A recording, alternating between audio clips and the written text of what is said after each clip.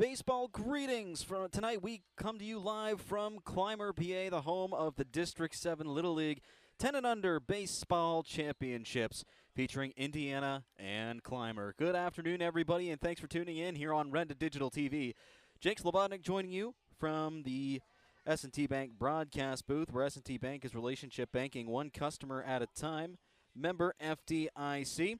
We will get set. We'll get you set for tonight's game with some starting lineups and more about each team coming up here in just a moment. It's pregame coverage of the District 7 Little League's Baseball Championships, ages 10 and under, all brought to you by the Bullpen of Indiana. Starting lineups coming your way, presented to you by Marion Center Bank here on Renda Digital TV. At IRMC, we have all of the necessary pieces in place to perform complex operations, including highly skilled and specially trained surgeons, their support team of experts, and advanced technology like the Da Vinci robotic surgical system. As a result, patients spend less time in the hospital, recover faster, and get treated close to home. So there's no reason to puzzle over where you should get your surgical care. The answer is right here at IRMC. Pediatric Care Center of Indiana and Marion Center are proud to support our local Little Leagues in today's game. Each athlete has represented their league and their communities to the best of their abilities. Doctors Rizwan and Amina Jabber and their entire team at both locations would like to wish both teams the best of luck in today's contest and in the future. The Pediatric Care Center, 2 locations located in the 119 Professional Center in Indiana and the Mahoning Medical Center on Highway 403 in Marion Center. Robindale Energy Services is a proud supporter of high school athletics and our hometown community. To do its part for the local rural areas, Robindale Energy has been cleaning up refuse coal piles that dot the western Pennsylvania landscape. These waste piles, remnants from past decades of mining in the region, are removed and used to create affordable energy for America. Robindale Energy has helped to clean up hundreds of miles of streams and channels. In the area where the land has been restored for a while, streams have become alive again and able to support plant and fish life. For employment opportunities, contact Robindale Energy at 814-446-6700, extension 122. Clymer Little League Board, a proud member of District 7 Little League Baseball and Softball, would like to congratulate the teams in today's contest for making it this far. They would also like to say thank you to all the District 7 teams for a great year of baseball and softball action. A huge thank you to all the area sponsors and volunteers that embody the spirit of Little League International, the largest youth sports organization in the world. Best of luck to all our Clymer area athletes and families participating in the All-Star Championships.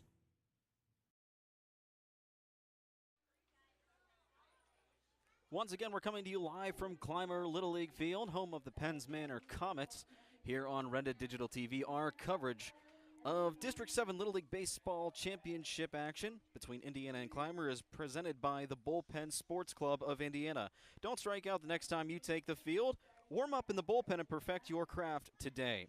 Now it's time for tonight's starting lineups, all presented by Marion Center Bank, your hometown bank. And Marion Center Bank has customized lending solutions to fit any budget. Contact your local branch office for complete details or visit marioncenterbank.com. Marion Center Bank, equal housing lender, member FDIC. Let's look at your starting lineup now for Indiana, coming about making the 15-minute drive from their home field all the way out here to Clymer. And we start things off. Batting first, the second baseman, Charlie Spadafora. The shortstop, Zach Nickel, bats second. Oliver Ferraro bats third, plays first. Trent Wissinger plays third, bats cleanup. Vance Cessna bats fifth and plays center field tonight. Blake Carney plays left, bats sixth. Jace Myers bats seventh and catches today. On the mound and batting eighth for Indiana is Cole Berta. And Otto Stewart rounds out the Indiana lineup in the 9 spot. Also playing the 9 spot on the field in right field. And on the bench, the super utility magical player, Brody Cortazzo. And Indiana comes in under the direction of head coach Scott Cortazzo, assisted by Sam Clutter and Chris Nickel. Now for Clymer, led off by Gavin Hudak, the starting shortstop. Easton Smith, the catcher, bats second. Braylon Griffin will do the pitching today, and he'll bat third. Zach Mattis bats cleanup and plays first base for Clymer tonight. Carter Plowman bats 5th, plays center. Brody Fennell bats 6th, plays 2nd. Graham Mahaffey bats 7th, also plays in the 7th spot in left field. Jay Smith bats 8th, will play 3rd base today. And Bryce Caldwell, the right fielder, round things out for Clymer. He will get the start in right field tonight. On the bench for Clymer, their secret weapons, DJ Detweiler wearing number 1, Dawson Matko number 3, Jack Smicklow wearing number 6, and Nick Brillhart wearing number 44 will round out the bench. The Clymer Little League is led by Duke Detweiler, and the league president for Clymer is Jack Smicklow. And you got to think he's feeling pretty good about Clymer Little League in the way his league is sort of taking shape. 2 championships in the past 2.5 weeks, both in softball. The 10U team winning this past Thursday, and it's actually the first time in Clymer Little League history that the 10U team has won a district title. So you got to think that he's looking to add more to the trophy shelf here tonight. And there's a lot of momentum riding these players for tonight. We'll see if they can bring back another title to Clymer and win again on their home turf. If they cannot, and if Indiana upends them tonight, they will play an if necessary game Wednesday night. I was able to confirm that with head coach Detweiler, and that is the plan for tonight. We'll take a quick timeout. First pitch in just a second on Renda Digital TV.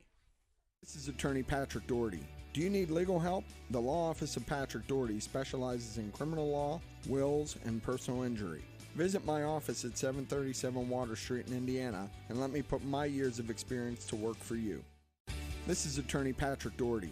Do you need legal help? The Law Office of Patrick Doherty specializes in criminal law, wills, and personal injury. Visit my office at 737 Water Street in Indiana and let me put my years of experience to work for you. Evansburg Yamaha Evansburg Equipment has it all for you. Tractors, dirt bikes, new and pre-owned side-by-sides, motorcycles, and ATVs. See it all at their website, evansburgyamaha.com. The website is updated daily. No games, no tricks. They only have what's on their website. That's right. All their current inventory is right there at evansburgyamaha.com. Come 183 Zeman Drive, Route 22 east of Evansburg. New inventory, pre-owned inventory, financing available. Evansburg Yamaha Evansburg Equipment. Open Monday through Saturday.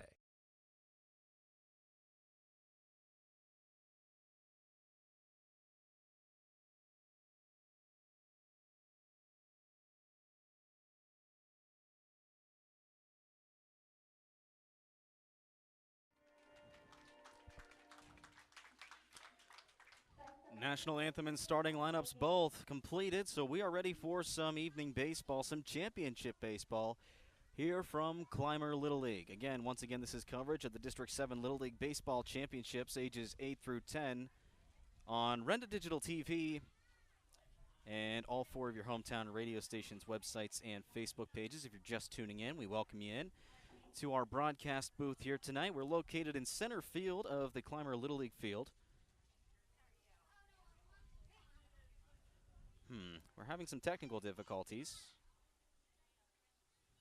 with our main equipment here, but we'll get things squared away. Either way, Clymer will be the home team and Indiana will be the visiting team. Again, what's at stake? If Clymer walks away winners tonight, they will take home the district title. If not, they will play an if necessary game on Wednesday night at Indiana.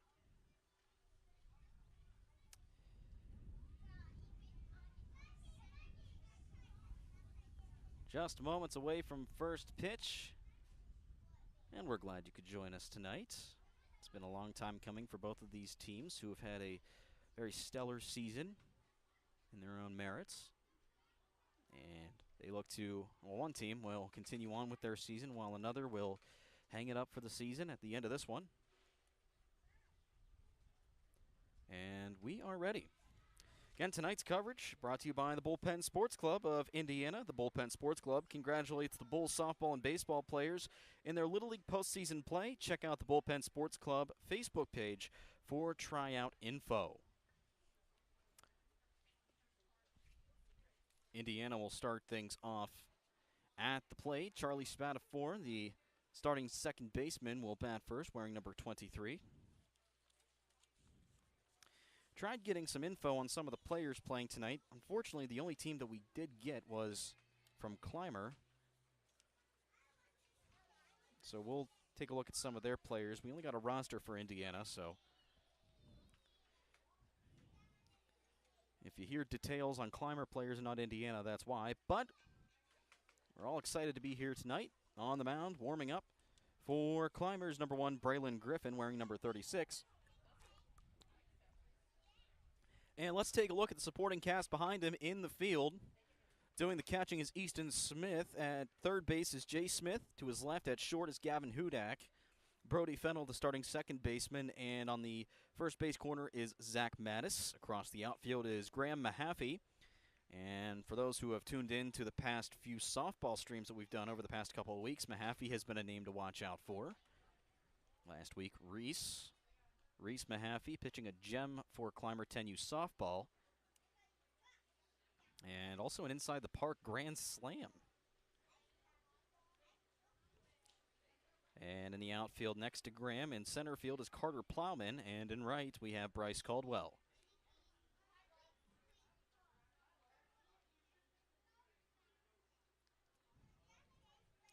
Both teams eager to play tonight, scouring the field while talking to coaches, and the atmosphere overall positive between both teams.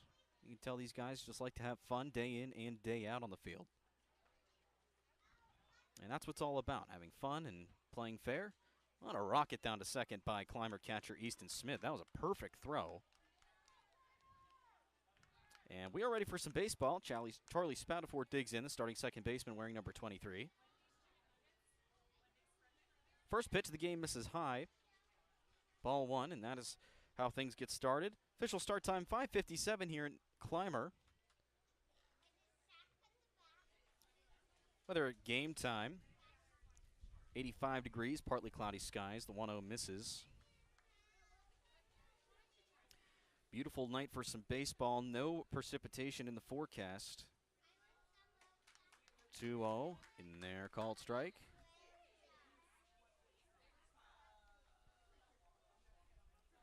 So I have in my book 1-1.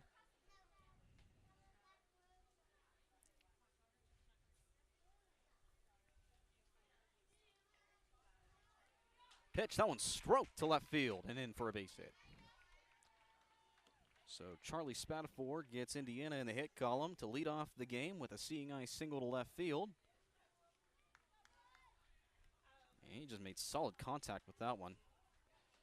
And there's nothing Clymer could do about that one. That was just a good hit. And now Zach Nichols steps in. First pitch to him. This is outside, and Spatafor will move over to second on the passed ball. Can you get a little wider so that way you get the runner in view? Next pitch misses, and Spatafor will retreat back to second.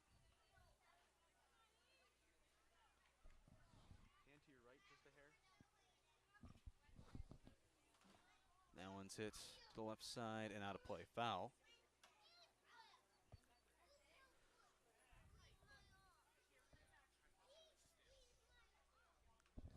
I'll take care of it here in a second. Next offering.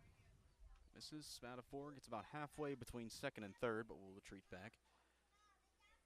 It's now 3-1 to the Indiana shortstop. Oliver Ferraro waits on deck.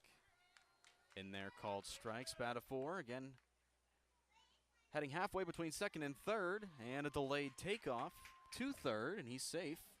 Count now runs full on Nickel as Spatafor ends up at third with no one out. The offering. That one misses just outside, ball 4. Nickel takes first on the free pass. Oliver Ferraro steps in.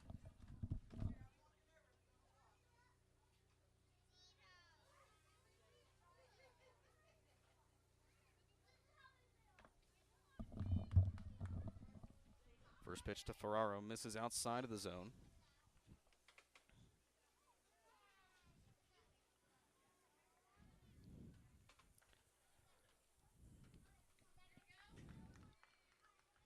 1-0, swung on and missed for a strike.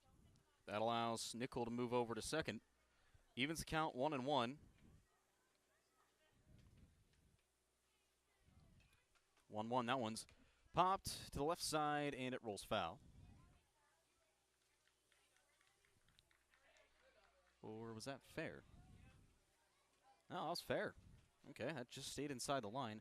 From where we're sitting, we have a pillar in front of us, so it's kind of hard to follow the action. But nonetheless, that'll go as a single for Farrar. Now in steps the left-handed hitting Trent Wissinger. With bases loaded, nobody out, first pitch. Ball misses low, just out of the zone.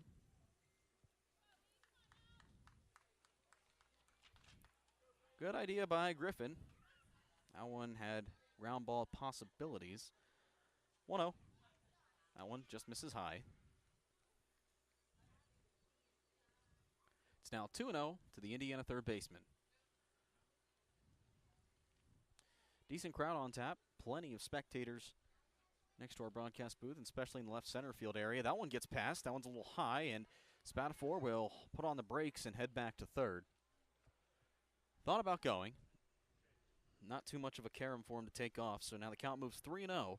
Indiana is one pitch away from potentially plating the first run of the game. Griffin comes set, fires home. That one runs inside, ball 4. And one run will come across to score. Charlie Spatafor scores the first run of the game, and it's 1-0 Indiana here in the first.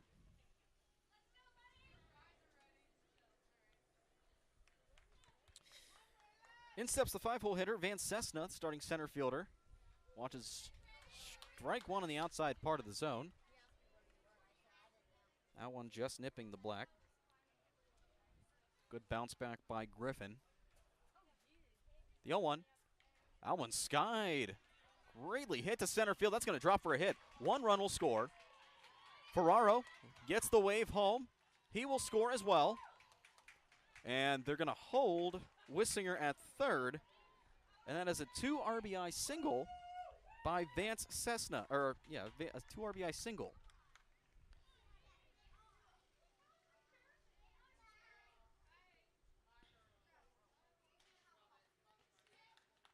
So Indiana able to get some early runs across, and they have a chance for more. Still no outs in the inning, as strike one is called to the left fielder Blake Carney. The 0-1. This is low. Count is 1-1.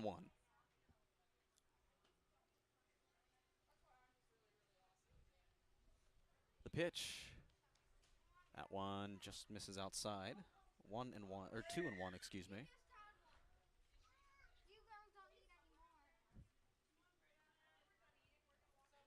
1-1. Here's the pitch. Offers that one outside. Comes up empty. Now moves to 2-2.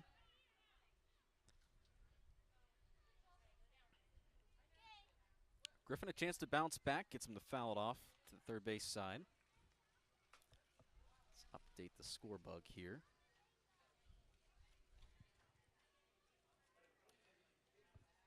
Still 2-2. The pitch. And he gets him swinging and missing for a strikeout. 1 out in the inning. First strikeout of the day for Braylon Griffin. And that's a way to bounce back when you're on the mound. He just put it in there to hit it, and he came up empty. And the first pitch to the catcher, Jace Myers, is a swinging strike. 3 runs home this inning for Indiana. 2 on the base paths. That one misses outside.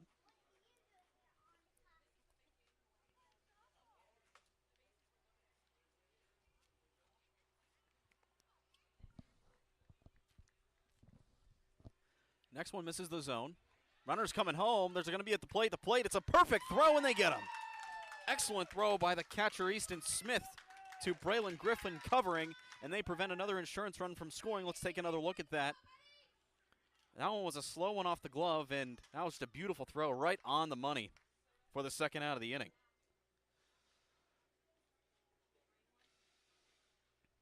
Vance Cessna now moves to third. And it's a 2-1 count. to Myers. Here's the pitch. This is outside. 3-1 to the Indiana catcher. 3-1. That one misses high. Ball 4. He'll take first. No one heading home. And let's see if they send Myers to second. Rounds first. Now he'll retreat back. So only opts to take one base on the walk.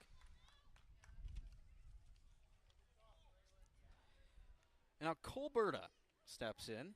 He is on the mound for Indiana, and he's already got himself some run support.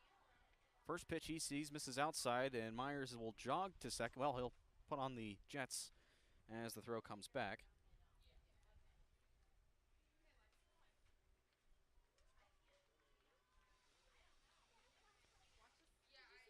Next one misses out. There's a runner coming home. Can we see another great play? No, that one's a little bit high, and Indiana plates another run.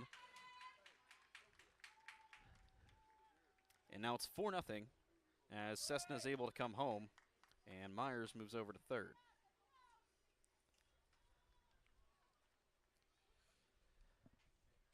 The next pitch misses low. Scooped by Smith behind the plate.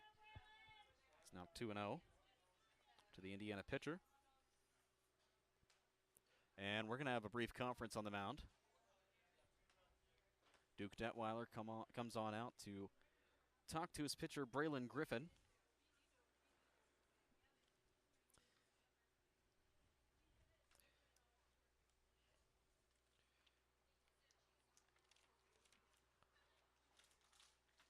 Again, tonight's coverage of the District 7 Little League Baseball Championship brought to you by the Bullpen Sports Club.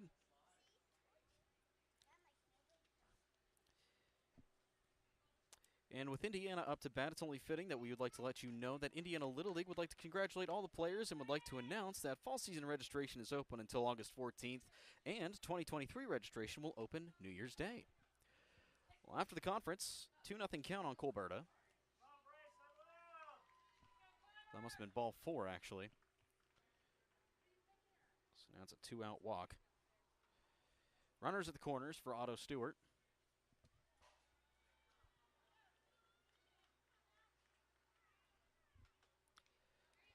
Opening pitch to Stewart is cut on and missed for a strike.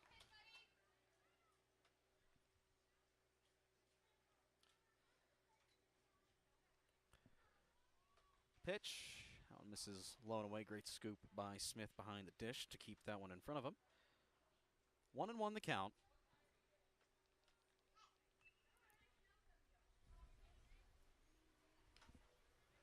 Next one misses outside, and Berta will take second on the delayed steal.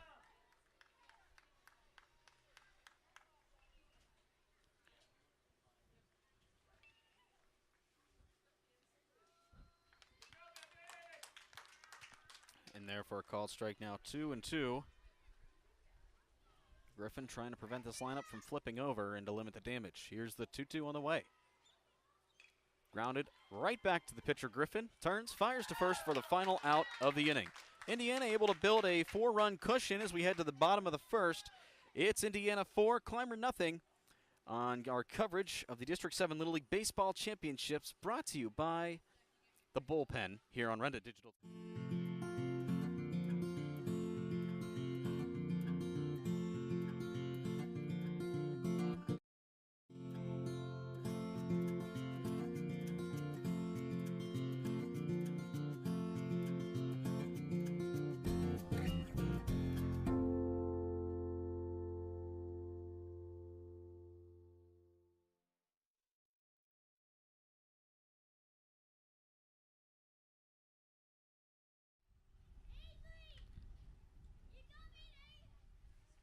Goals include college education funding, retirement planning, generating income, or reducing taxes. At Crimson Wealth Management Group, we've got you covered. We make it easy for you to make the right decisions by offering you access to a comprehensive array of investment products and wealth management strategies under one roof. One stop for all your financial needs. Crimson Wealth Management Group is committed to helping you pursue your goals, whatever they may be. Stop in and speak with me, Doug Steve, today. You'll be glad you did. Securities and advisory services offered through LPL Financial, member FINRA SIPC.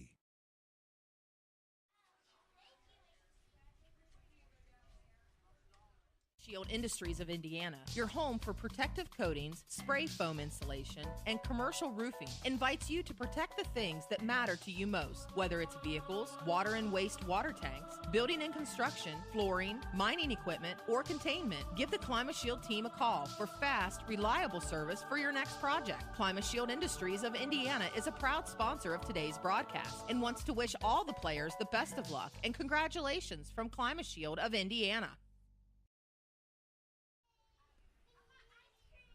4-0 Indiana leads it as we head to the bottom of inning number 1 after a 4-run first inning that saw a 2 RBI single, that is, by Vance Cessna.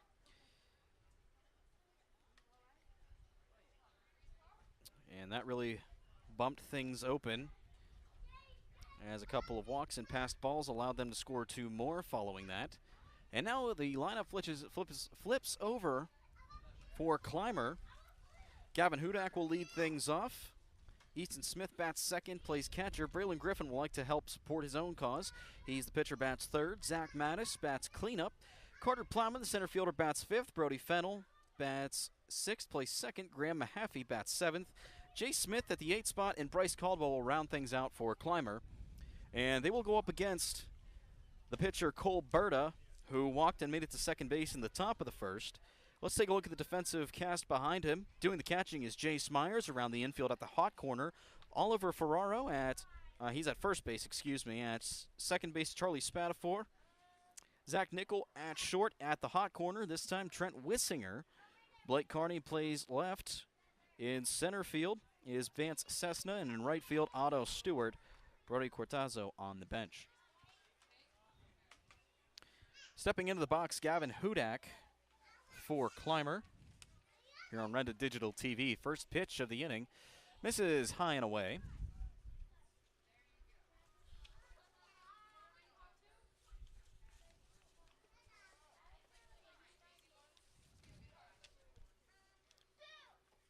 Next one, misses just a bit in. 2-0 to the Clymer shortstop. In addition to baseball, Gavin plays football, basketball, and travel baseball. 2-0. This is inside again, ball 3. His favorite athlete is Michael Jordan. And he's got some favorite hobbies, hunting and fishing, and playing PS5. Favorite baseball moment, according to his player profile, is hitting an inside the Parker off his cousin Zach.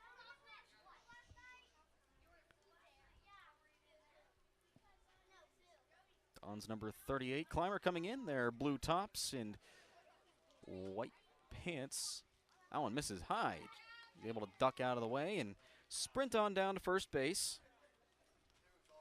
It makes way for Easton Smith, the catcher. Made a couple of great plays last half inning, including nabbing somebody out at home, and that was Trent Wissinger. And we'll have a brief interruption as it looked like Berta was wearing something he was not allowed to, so we'll take that off. Easton Smith, a huge Fernando Tatis Jr. fan. That one's popped high in the infield. Right there to glove it is the Indiana second baseman Charlie Spatafor for the first out of the inning, and Gavin Hudak will stay put at first. Wind's picking up a little bit here.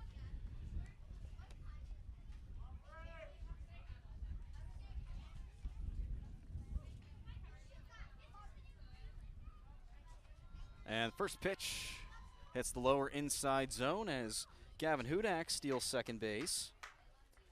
Braylon Griffin steps in, the pitcher for Clymer.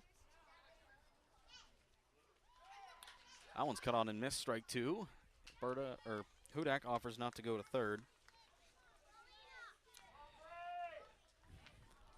Griffin kept it simple in his player profile. His favorite hobby is playing sports, so he's doing something he loves right now. Counts 0-2, mighty cut and hack, and comes up empty. And that is out number 2. So mark that strikeout number 1 for Berta for Indiana. Now there's 2 away, 3 straight strikes. In steps the left-handed hitting first baseman Zach Mattis. First pitch he sees, misses outside.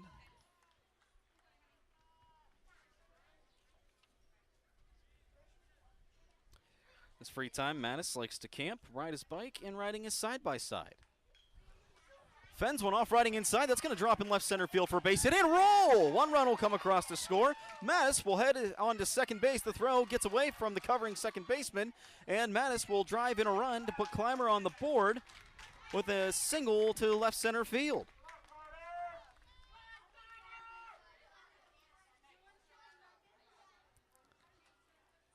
That's a good piece of two-out hitting, going the opposite way. And Carter Plowman digs in, now with an RBI opportunity at second base. Barter comes set, the pitch right there, but he comes up empty. Plowman, a huge D. Wade fan, Dwayne Wade that is. Miami Heat star. 0-1 to him, runs inside, and he'll take that, and he'll pause for a second. And he will take first base easily on the hit by pitch.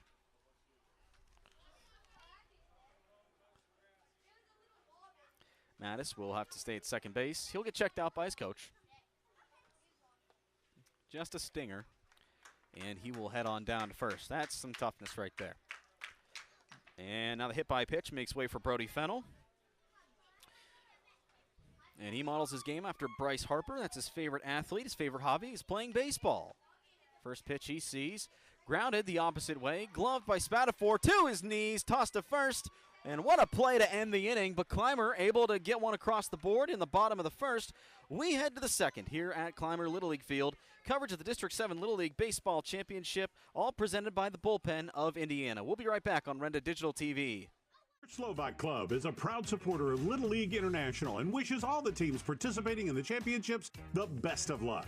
The Clymer Slovak Club has a long tradition of supporting youth athletics and is proud to be associated with these young athletes, their families, and community partners. Located at 295 Franklin Street in Clymer, the Clymer Slovak Club is open 7 days a week. New members are always welcome, so stop on by. Good luck to the District 7 teams from your friends at the Clymer Slovak Club.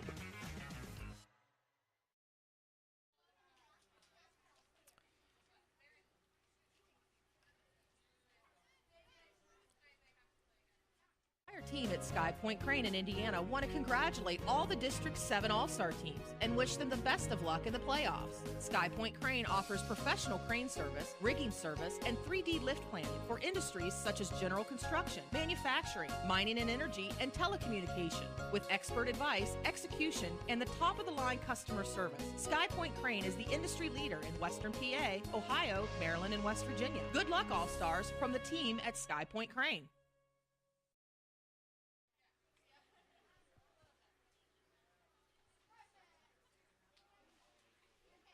Lots of choices in life. No matter what you're told, when you're hurt and need physical therapy, you have a choice. Smart people choose Mahoning Physical Therapy. Mahoning Physical Therapy has been serving the region since 1989 with experienced therapists, knowledgeable in orthopedic and lymphedema rehabilitation and aquatic therapy. Mahoning is Medicare certified with convenient offices in Clymer and Marion Center. That's a lot of reasons to choose Mahoning Physical Therapy, accepting all major insurances. 4-1 our scores. We head to the top of inning number 2. Clymer able to push a run across in the bottom of the first. And a good time to remind you that Indiana Little League would like to congratulate all the players and would like to announce that fall season registration is now open until August 14th, with 2023 registration to open on New Year's Day. Lineup flips over for Indiana Little League as Charlie Spatafor, who singled and scored back in the first inning, will step up to the plate.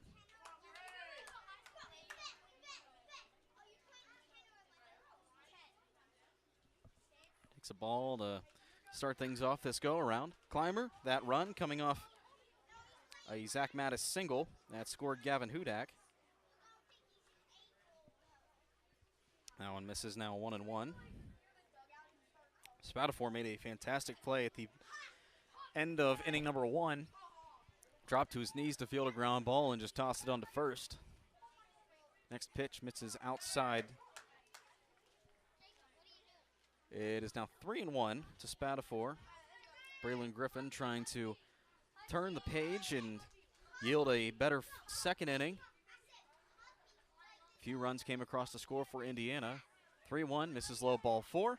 Spatafor reaches base for the second consecutive inning, this time via the free pass. Takes a wide round around first, but will retreat back. Zach Nichols steps in, walked and scored in his first go-around. Worked the count full and then able to watch ball 4. First pitch he sees right down Broadway for a strike. Spatafor will take a little bit of a lead off of first, but retreat back as Easton Smith pops out of his stance to run him back. Counts 0-1. The pitch goes at one high, and that's going to get through into left. Misplayed by the Clymer third baseman, Jay Smith. And there's a play at third as Spatafor is able to slide in safely. 2 runners in scoring position with nobody out. Man, that one was really high, but he was able to make solid contact with it and forced to take an errant hop, and Spatafor deked the defense, it looked like.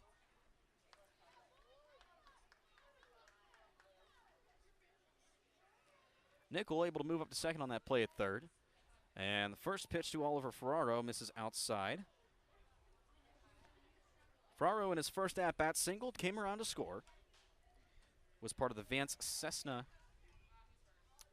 Actually, no, he came in to score a little bit later than that. Scored on a passed ball. It was Nickel and Spatafor who scored on the single by Vance Cessna.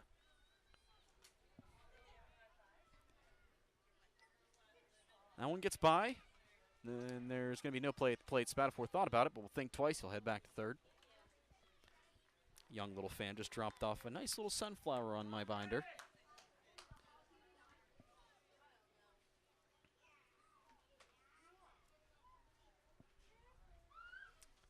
Griffin comes set. Here's the 1-1.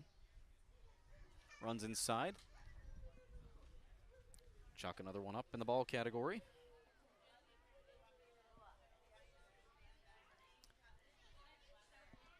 Counts 3-1. Pitch misses outside, ball 4. Ferraro reaches on the free pass. And now that'll load the bases for Trent Wissinger, who walked, made it as far as third base, and was thrown out at home in his first time up. Left-handed hitting pull hitter. Will try to add a little bit more insurance for his team. Here's the pitch. First one runs up and in. Wissinger walked on 4 straight last time up.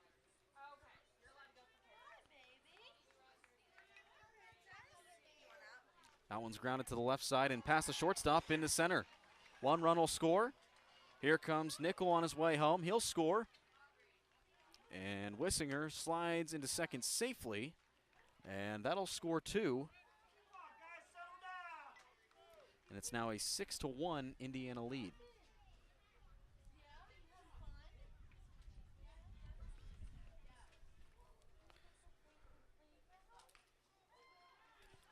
And that one's popped to right, and to his knees makes the catch. 1 run will score, but that was a beautiful play by the right fielder, Bryce Caldwell, to limit the damage. Take another look at that one.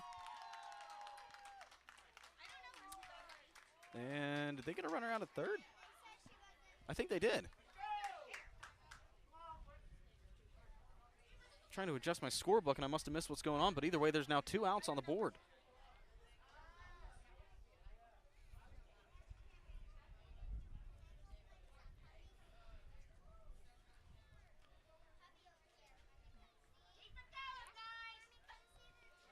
First pitch now to Blake Carney, misses outside.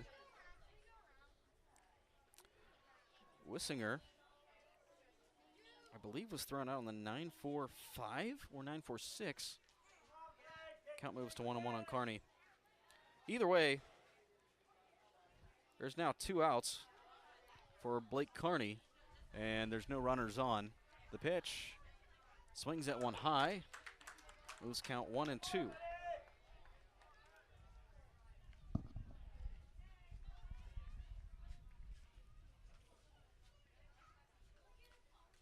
Griffin comes set, the pitch. Lots of power behind it, but just gets under it, slices it foul to the right side. Count stays 1-2. Griffin comes set, offers home. Swung on and missed, strike 3. He's able to get out of it. Indiana does plate 2 in the inning, however. Oh, no, it's actually 7-1. They played 3. My apologies. Head to the bottom of the second. Indiana with a comfortable lead, but Clymer coming to bat. We'll be right back here on Renda Digital TV, all presented by the bullpen of Indiana.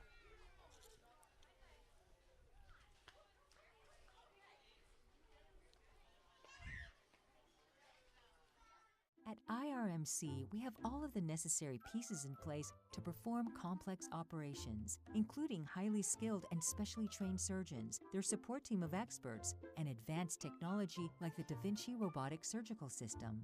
As a result, patients spend less time in the hospital, recover faster, and get treated close to home. So there's no reason to puzzle over where you should get your surgical care. The answer is right here at IRMC.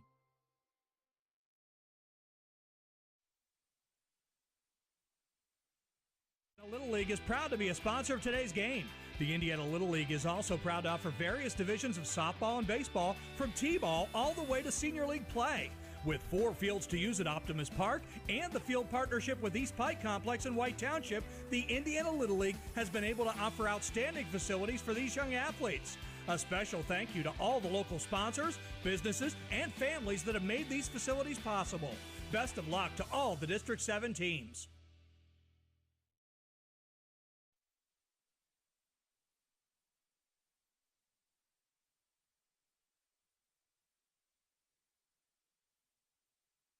Shield Industries of Indiana, your home for protective coatings, spray foam insulation, and commercial roofing, invites you to protect the things that matter to you most, whether it's vehicles, water and waste water tanks, building and construction, flooring, mining equipment, or containment. Give the Clymer Shield team a call for fast, reliable service for your next project. Clymer Shield Industries of Indiana is a proud sponsor of today's broadcast and wants to wish all the players the best of luck and congratulations from Clymer Shield of Indiana. 7, 8, 9 spots due up for Indiana, starting things off with Graham Mahaffey. Indiana able to plate 3 that last half inning. Lots of things going on. It's hard to keep track with it all. Berta back out on the mound for Indiana. First pitch of this inning of work just misses high. And I do apologize. I said starting things off for Indiana. This is Clymer up to bat. Here's the 1-0. Runs inside. He'll fall to the ground. Now 2-0 on Mahaffey.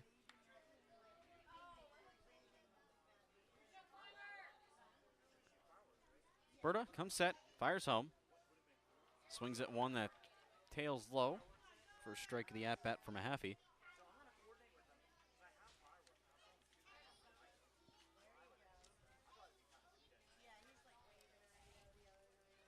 Pitch misses high, ball 3. Mahaffey 1 pitch away from leading off the inning the same way Gavin Hudak did in the first. Pitch misses behind him for ball 4. Mahaffey quickly throws the bat down and heads to first. So the leadoff walk will make way for Jace Smith. That's Jace Smith, not Jay Smith.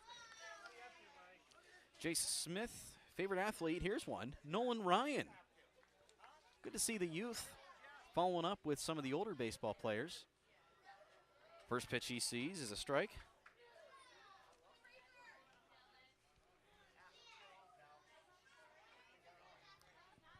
Counts 0-1. The pitch. Misses low, ball 1. Mahaffey doesn't get too much of a lead off at first, playing it safe.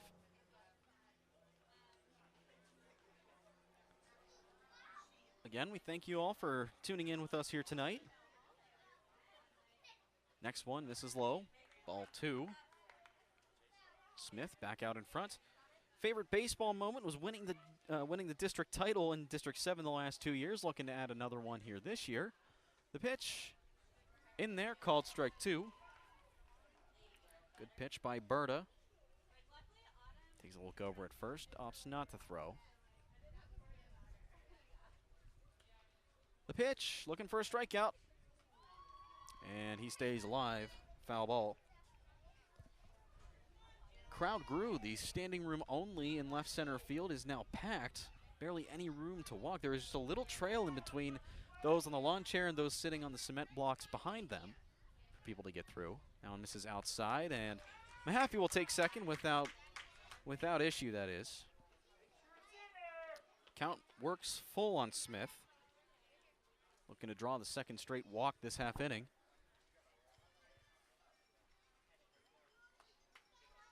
The full count offering. Misses behind him, ball 4. So Smith's at-bat results in the same way that Mahaffey's did. And speaking of, Mahaffey able to take third on the errant throw. So 2 straight walks. Pits 2 early base runners for Clymer in the bottom of inning number 2.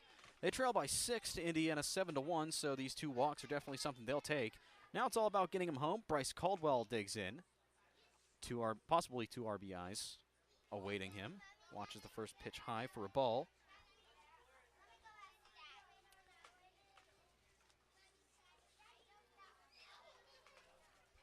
Next offering. Runs in and hits him. A hit by pitch, and it didn't even phase him. Throws the bat down and sprints to first. Hey, he knows that it's a good thing. That now loads the bases as the top of the order comes up. Gavin Hudak walked, came in to score his first time up. Pitch by Berta is on the way. Misses high, ball 1. Hudak walked on 4 straight his first time up. Also added a stolen base on the base paths. Berta delivers. That one misses high, 2-0.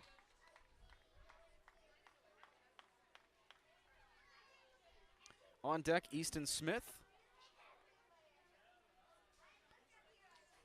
Once again, the delivery fouled off behind home plate. Hudak swinging for the fences there, or at least trying to find real estate in the outfield. So now that brings the count to 2-1. Fouled off the other way. Strike 2, now 2-2 to the Clymer shortstop. Beautiful night for baseball in Clymer. Berta tried barehanding that. Just a little outside of his reach. Talked about it now, 84 degrees. Very warm night tonight in Clymer. The offering. Misses outside, ball 3. Count runs full, 3-2. Hudak, easy RBI opportunities. He'll take them any way he can. Here's the 3-2 delivery on the way. That one misses low, ball 4, run scores. Take him any way you can get him, and Clymer sure is. Now 7-2 as Mahaffey races home. Smith moves to third. Caldwell, who was hit by a pitch, moves over to second. And we're going to have a conference on the mound between Indiana. Again, tonight's coverage of the District 7 Little League Baseball Championship for ages 8 through 10, or 10U as we like to say, is presented by the Bullpen Sports Club. Don't strike out next time you take the field. Warm up in the bullpen and perfect your craft today. You can find them on Facebook for tryout info for both softball and baseball as well. Conference breaks up. Still bases loaded, nobody out for Easton Smith, who looking for a little bit of redemption after flying out to second his first go-around. He's got easy RBI opportunities if he can find some space in the field. The first pitch of this at-bat just misses outside for a ball. Smith swung at the first pitch he saw, backing off just a little bit. 1-0. Swung on and missed. One, definitely one you want to swing at. Moves count 1-1. As Berta looks toward third, but nothing doing as Smith is planted on the bag. Don't want to run yourself into outs right now. The 1-1. Swung on and missed. Strike 2. Now 1-2 to the Clymer catcher.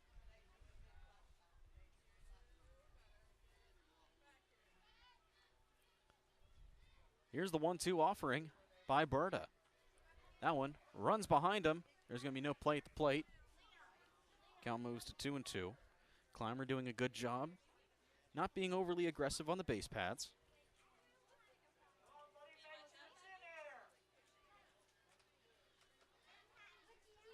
Counts 2-2. That one misses low and away. Ball 3.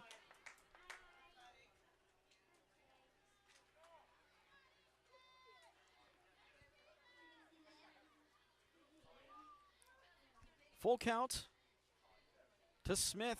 Berta looking to escape danger. Misses high, ball 4. Another run scores easily. Smith comes across, and it's now a 7-3 ball game. Still in favor of Indiana, but Clymer making a case. It is now 7-3. And that brings up Braylon Griffin. And you got to think pay dirt is on his mind. He's given up 7 runs to Indiana. He'd like to get some back right now. The first pitch he sees bounces away from the backstop. Nothing doing on the base pads. It's a 1-0 count to the Clymer pitcher. His counterpart, Berta, just a few feet away on the pitcher's mound. Gets his sign, fires home. Next one, misses low, bounces on the plate, 2-0. 4 walks this inning, a hit batsman. Clymer, who trailed 7-1 coming into this inning, that is, sitting pretty. Next offering, misses outside, ball 3. Count runs 30 for Braylon Griffin. Looking to make it a 3rd straight RBI walk. 3-0, Berta comes set, the pitch. That one right down Broadway for a called strike. I always find it fascinating at any level of baseball, whether it be Little League, Teener League, Legion, or even in the professionals, you work a 3-0 count and the next one is perfectly right down the middle. Next one, that one, also right down the middle, but pops away from the catcher, nothing doing. Count runs full for the 3rd straight batter. Berta working his way back, not allowing an inch.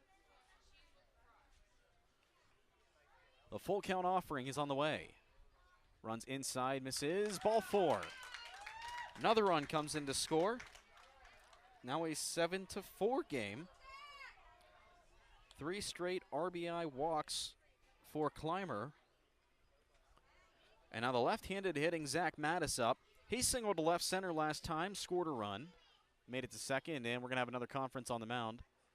And I think we're going to see a pitching change. And I would imagine, because I think this is the second conference is sitting.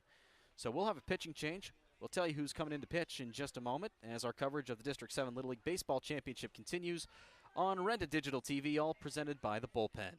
Your goals include college education funding, retirement planning, generating income, or reducing taxes. At Crimson Wealth Management Group, we've got you covered. We make it easy for you to make the right decisions by offering you access to a comprehensive array of investment products and wealth management strategies under one roof. One stop for all your financial needs. Crimson Wealth Management Group is committed to helping you pursue your goals, whatever they may be. Stop in and speak with me, Doug Steve, today. You'll be glad you did. Securities and advisory services offered through LPL Financial, member FINRA SIPC.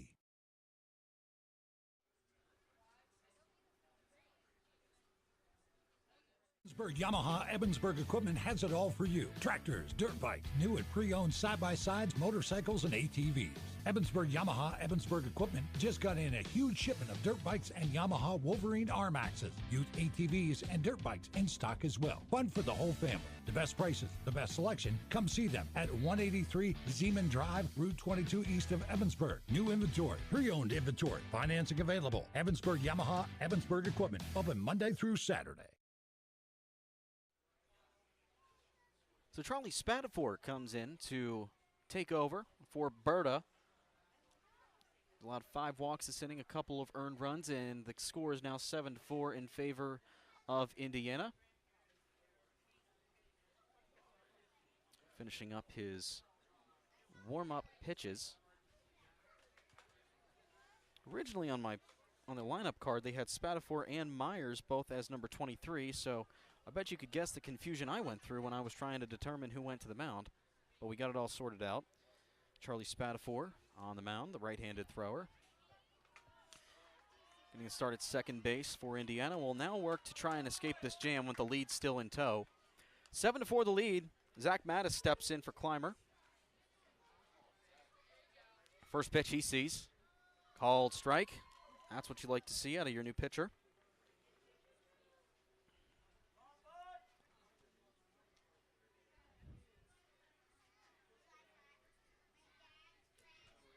Counts 0-1, the pitch to Mattis. Fouled it off his foot.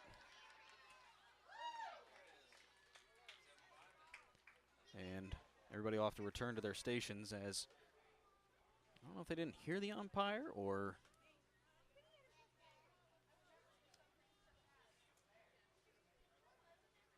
either way, it's an 0-2 counts to the left-handed hitting first baseman.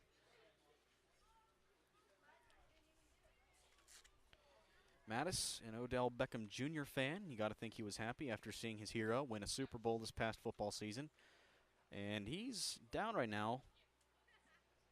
Might have hit him a little too hard off the foul ball, and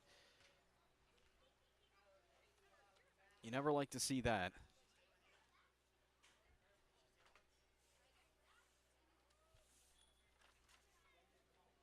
Hopefully it's nothing too serious, and just have to walk it off. Looks like he will. Looks like he'll just walk it off. It's what you like to see. Nothing too serious. Should be good to continue playing. He'll pick up his bat, and yep, he'll walk right back into the batter's box.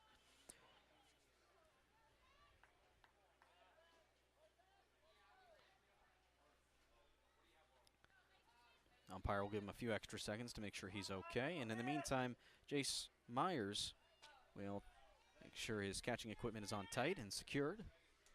And we're ready to play baseball once again. Counts 0-2, the pitch. Mattis grounds it to the opposite side, and it gets through. Trickles into a base hit. One run will score. Another one's on his way home. Both runners move up. And now they got another runner hung up, but the throw gets away, and that allows a third run to score. And guess what? We're tied at 7. Zach Mattis comes through once again for Clymer.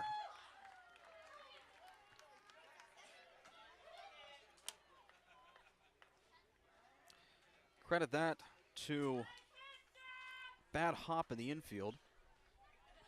Will advance to second on the error. Braylon Griffin, the pitcher, the Clymer pitcher that is, the last one to score. And you got to think he'll take the field a little bit more confident now that his team has knotted it up at 7 apiece here in the second inning.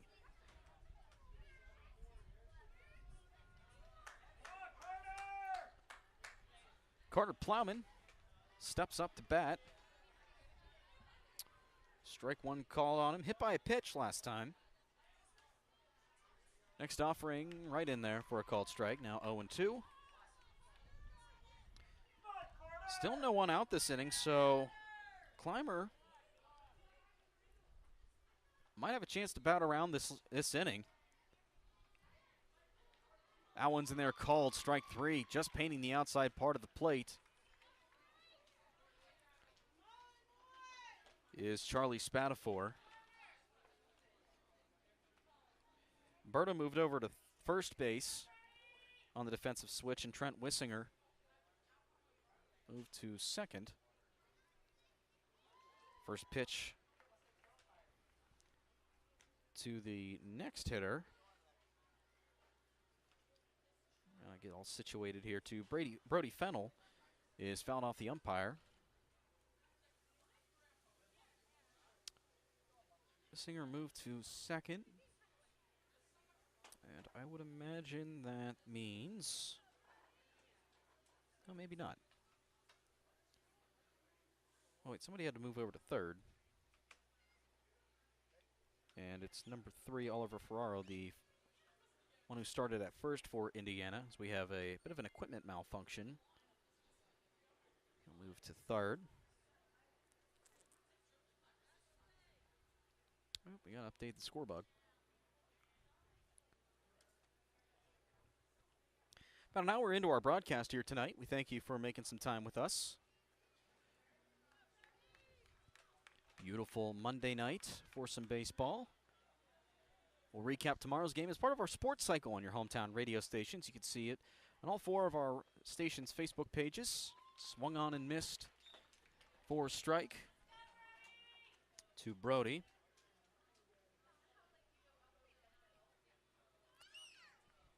To be 0-1. Here's the pitch.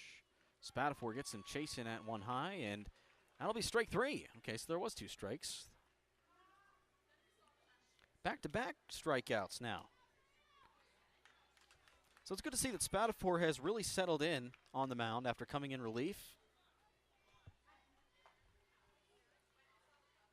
And now with this batter, Clymer has batted around the order. Graham Mahaffey steps in.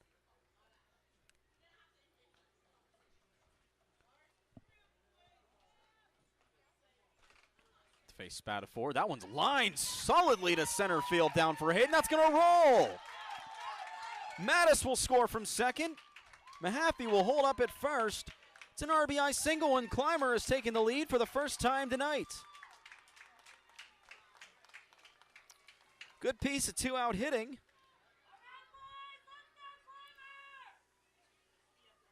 And good job by Mahaffey to give his team the lead.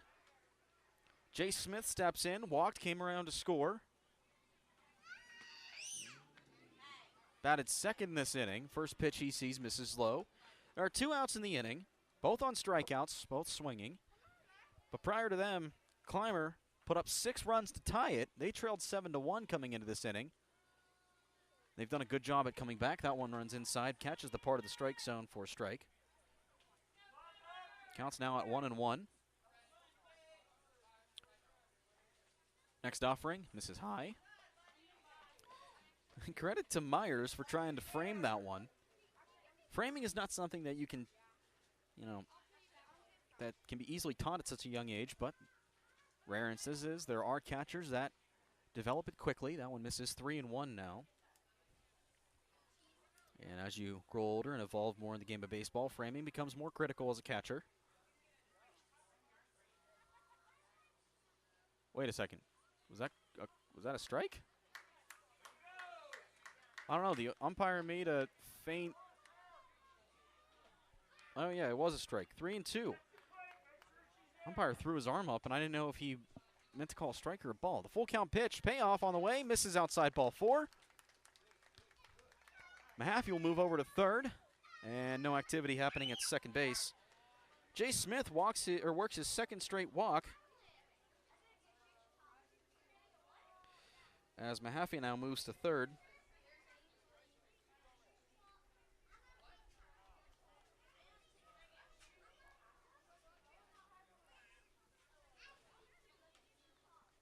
Two on, 2 out for Bryce Caldwell. Hit by a pitch, came around to score in the earlier portions of this inning. The pitch runs in, a little chin music, able to back out easily. Smith takes second. 2 outs, 1-0 count to Caldwell. The pitch by Spatafor misses high. 2-0. Caldwell saw 2 pitches last at bat. Second one he was plunked on. Spatafor comes set, delivers home. Swinging while moonwalking. Comes up empty. Now moves the count 2-1.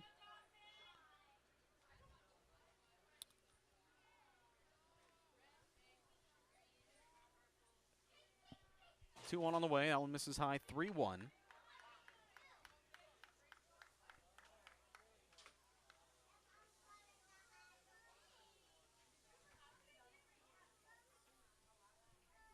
Counts 3-1. The pitch misses high, ball 4.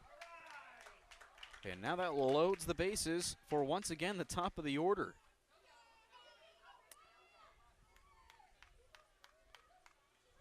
Mahaffey's at third, Smith at second, Caldwell at first for Gavin Hudak, who walked and brought home a run earlier this inning.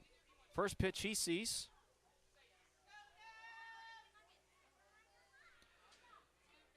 Fouled off.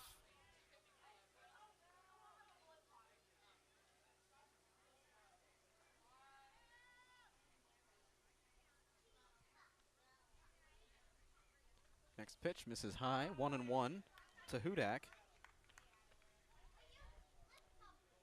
Not 2-0 in my book. Next offering misses outside, now 2-1.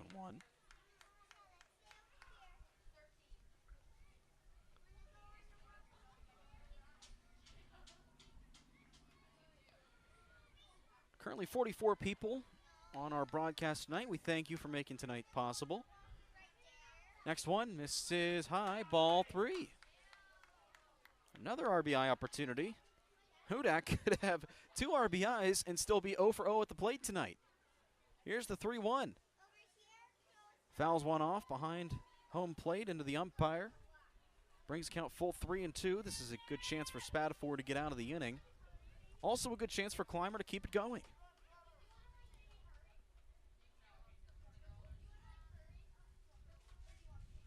The next offering. Sky to the left side of the infield. In foul territory, making the catch is the third baseman, number 3, Oliver Ferraro, for the final out of the inning. Damage is done, though. Clymer able to scrape 7 runs across this inning. They lead it 8-7 as we head to the third inning here as they take on Indiana. 8-7, Clymer over Indiana. Heading to the third on Rented Digital TV, all presented by the Bullpen of Indiana.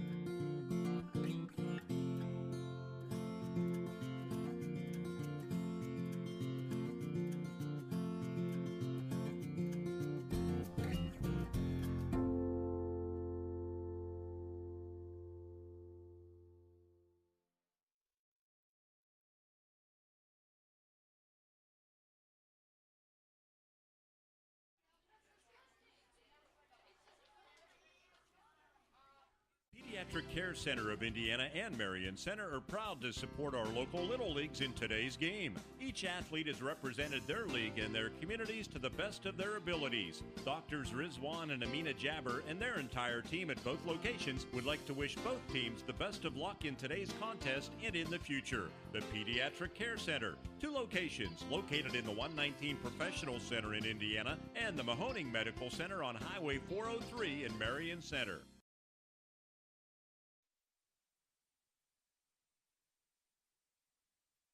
Team at the 700 shop, located in the heart of downtown Indiana, would like to wish all the Little League athletes the best of luck in the All-Star playoffs. And for the best local apparel in the area, the team at the 700 shop invites you to stop in and scout out the great value on men's and women's clothing. Tuxedos, suits, mission belts, Vineyard Vines, and Johnston & Murphy brands. Satisfying customers with great values for over 50 years. The 700 shop. Dress the part.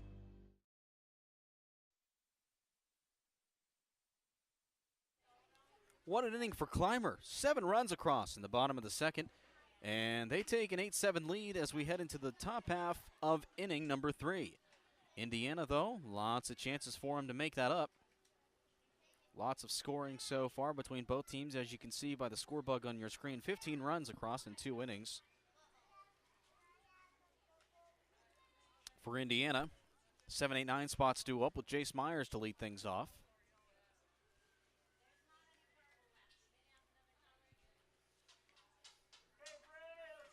Last time up, he walked, made it as far as third base. Throw down to second is a good one.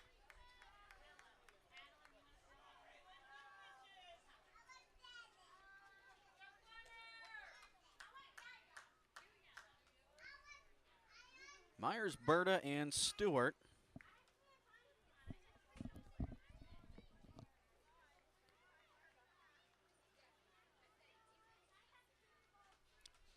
Braylon Griffin back out on the mound for Clymer. First pitch of the inning, misses high.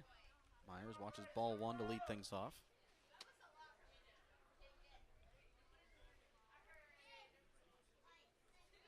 A much better inning for Griffin back in the second after allowing all 9 hitters to come up to the plate in the first. Able to only allow 6, or limit the damage, I should say, to 6. And it was really aided by a beautiful play started by number 9, or by 41, Bryce Caldwell in the right field area. 2-1 now.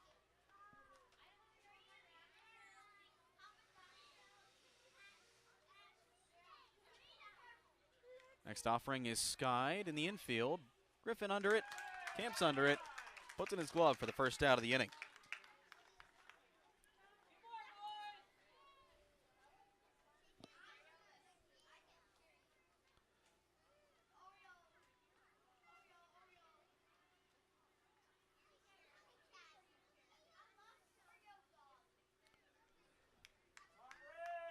And the first pitch now to Colberta after the pop out.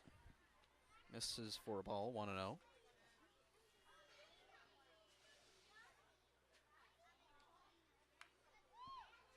Next offering misses as well, 2-0.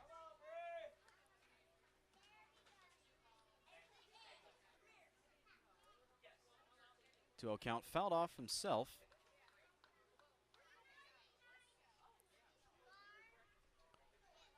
So now count runs 2-1. Last at bat went 2-1, and Griffin was able to get him to pop out, so this time can't. That one's low, 3-1.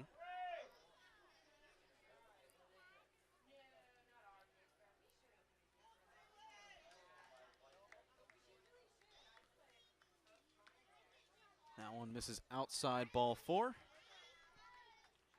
And a one-out base runner thanks to a free pass. That's the second time tonight that Berta has drawn a walk.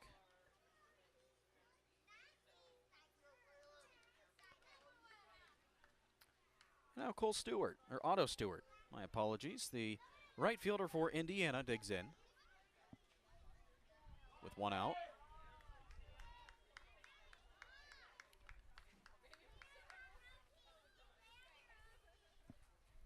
One out the pitch. That one in there for a called strike. Waiting on deck, Charlie Spatafor. 0-1. Skied and out of play to the left side, foul. 0-2. Griffin able to quickly get out in front of his man. Next offering. That one's fouled off. Stewart able to get a piece of one that runs up. Stays alive. The 0-2. That one just misses the outside zone. I think Griffin thought he had him, but good eye by Stewart to just watch that, let that one go by. 1-2. Misses, and that's going to scoot to the backstop, allowing Berta to get to second easily.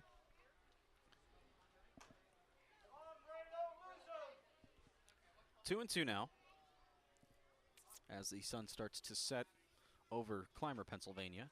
Next one, chopper in the infield. Right there is the second baseman's got to hurry to first. The throw is not in time. He's safe. Stewart legs out the infield base hit, and it allows Berta to move over to third.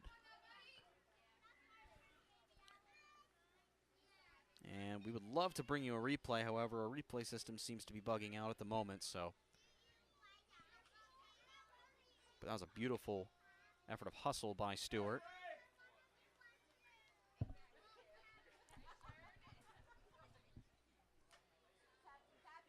First pitch to Spatafor in the zone. That one trickles by the catcher, allowing Stewart to move over to second base.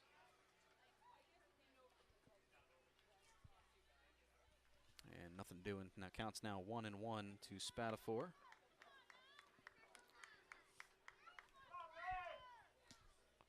Counts 1-1. The pitch. Right on the inside line for a strike. Beautiful placement by Griffin.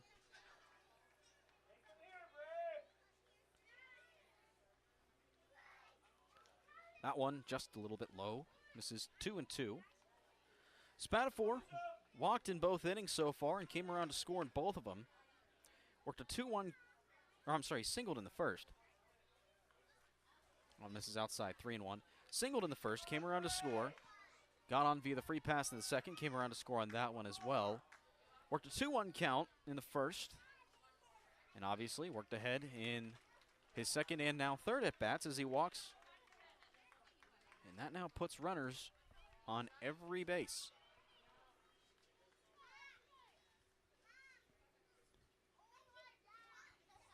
And we'll have a conference on the mound between Clymer. They are 2 outs away from getting out of this inning. But you got to think if they can control it and keep it in the infield. They have an out at any base. The ideal play for Clymer on defense right now, they can induce a ground ball right back to Griffin on first, or on the pitcher's mound, excuse me. Quick fire home, and if they have enough time, they could throw it to first for the double play, or realistically any base for the double play, but first the ideal position for that. but they'll gladly take one out and prevent the tying run from scoring, which is at third base. That's represented by Colberta. Otto Stewart, who singled in the infield a few hitters ago, is on second, and Charlie Spatafor on first. That's his second walk of the day. Still holds a 2-for-2 line. Oh, well, we're actually going to see a pitching change as the southpaw for Clymer number 31, Zach Mattis, comes into pitch. While he warms up, we'll take a timeout. Join you right back here on Red Digital TV, all presented by the Bullpen. Robindale Energy Services is a proud supporter of high school athletics and our hometown community. To do its part for the local rural areas, Robindale Energy has been cleaning up refuse coal piles that dot the western Pennsylvania landscape. These waste piles, remnants from past decades of mining in the region, are removed and used to create affordable energy for America. Robindale Energy has helped to clean up hundreds of miles of streams and channels. In the area where the land has been restored for a while, streams have become alive again and able to support plant and fish life. For employment opportunities, contact Robindale Energy at 814-446-6700, extension 122.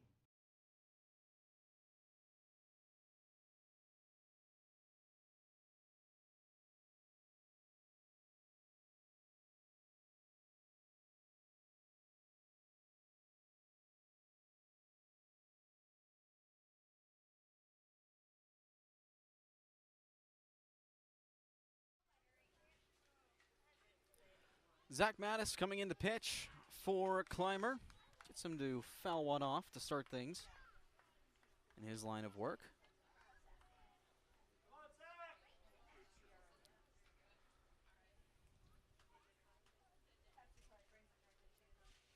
Next one runs inside for a ball. Bases are loaded with Indiana Little Leaguers.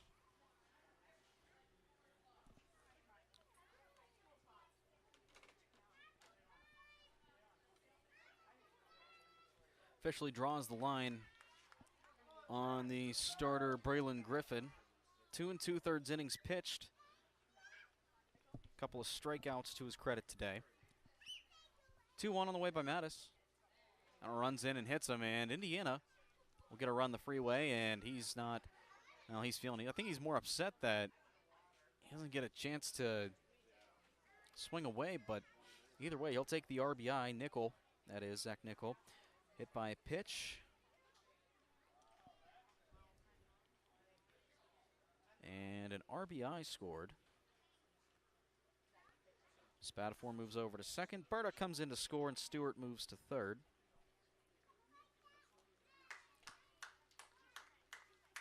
Nickel gets the applause from the spectators. He'll take first, and game is now 8-all. Brand new ball game. And the first one to Ferraro misses. Oh, I'm sorry, fouled off. Either way, results in a strike.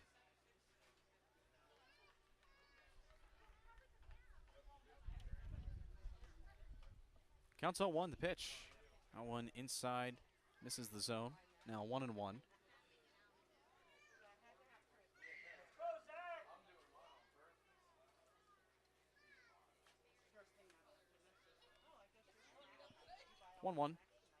That one's lined and through for a base hit. Stewart will score. Spatafor rounds third, comes for home, and he will score easily. A 2 RBI single gives Indiana the lead once again. And it's now 10-8.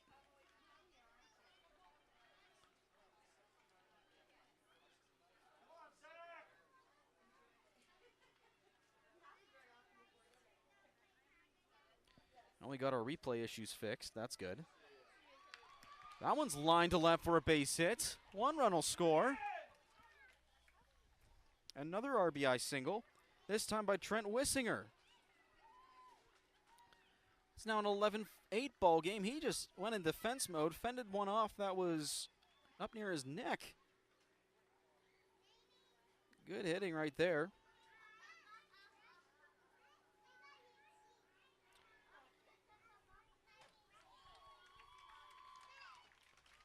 Over to third, and both runners able to move up. As Ferraro moves to third, and Wissinger moves over to second. Very big back and forth competition between both of these teams. Out off to the right side and out of play. 11-8 our score as we are in the top of the third inning. Coverage of the District 7 Little League Baseball Championship here on Rented Digital TV. Mighty cut at that one. And that's strike 2 to Vance Cessna. Hit a sac fly in inning number 2. Singled and brought home 2 in the first. Goes low for this one. Grounded to third, into the left for a hit. Hard play to make. And another RBI to Cessna's credit. Boy, he's having himself quite the game. Now 12-8 in favor of Indiana.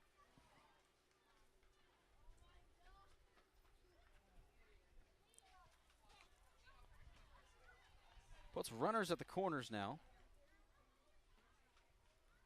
And the first pitch to Blake Carney misses inside.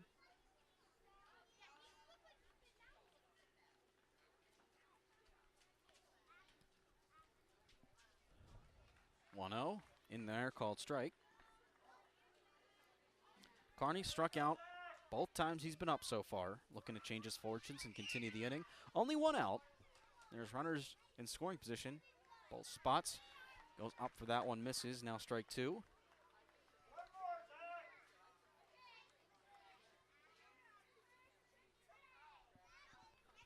One-two pitch on the way.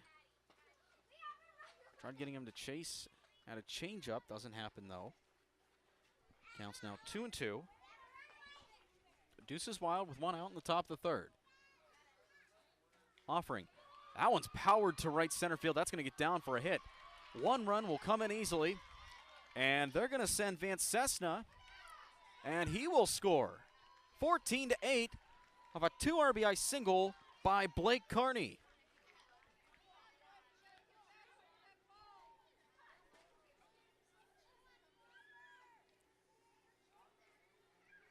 Very high scoring affair in Clymer.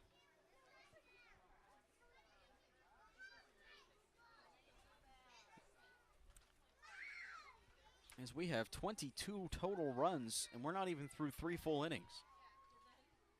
So if you're a fan of offense, this is definitely your night. That one's popped to right, and it stays in for a base hit. Like Johnny Cash, that one walks the line, and it now sets up 2 runners, 1 in scoring position with 1 out. That's Jace Myers with a single, who was actually the first and only out of the inning. He redeems himself with a seeing eye single down the right field line. And now brings in Cole Berta to hit. 1 out, first pitch he sees misses. Berta walked and came around to score. Earlier this inning, and we're going to have another conference on the mound. And maybe we'll see a different pitcher. No, it just looks like to talk things over. But to recap what we've seen so far in this game, this high-scoring affair, Indiana pushed 4 runs across in the first inning, thanks to 3 singles and 2 walks from the starting 5 in the order. Clymer put up 1 in the first inning, but then scored 7 in the second, which tied this one up at 7-all, as Indiana was able to get 3 more in the top of inning number 2.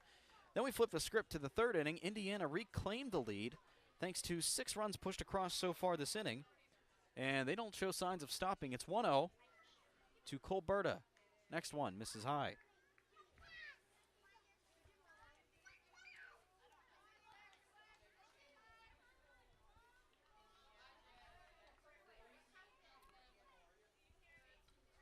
Next one, misses out for a ball. 3-0.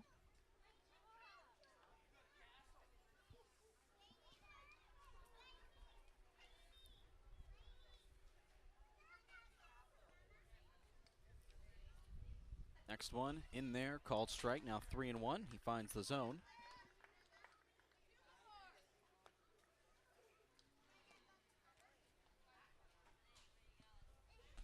Three one on the way. That one's blooped in the infield. Drops. Try for a play at second. They're going to say he got him. The throw to third. And I think the third baseman thought that it was a forced play, but because the runner at second turned into a tag play. But either way, there's 2 outs in the inning now. After Berta finds himself in a fielder's choice, reaches first.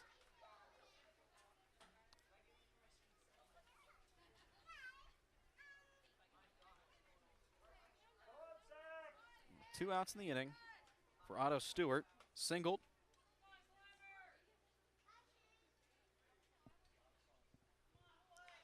That one's grounded in the infield. Mattis comes up with it, flips on to first for the final out of the inning.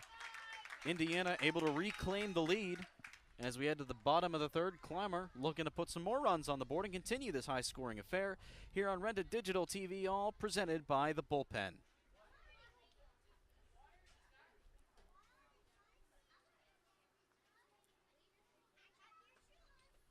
Clymer Little League Board, a proud member of District 7 Little League Baseball and Softball, would like to congratulate the teams in today's contest for making it this far. They would also like to say thank you to all the District 7 teams for a great year of baseball and softball action.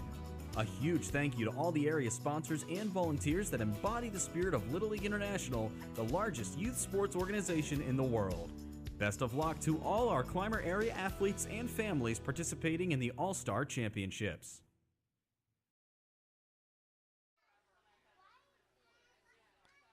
Slovak Club is a proud supporter of Little League International and wishes all the teams participating in the championships the best of luck.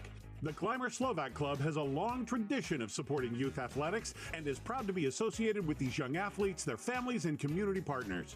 Located at 295 Franklin Street in Clymer, the Clymer Slovak Club is open 7 days a week. New members are always welcome, so stop on by. Good luck to the District 7 teams from your friends at the Clymer Slovak Club.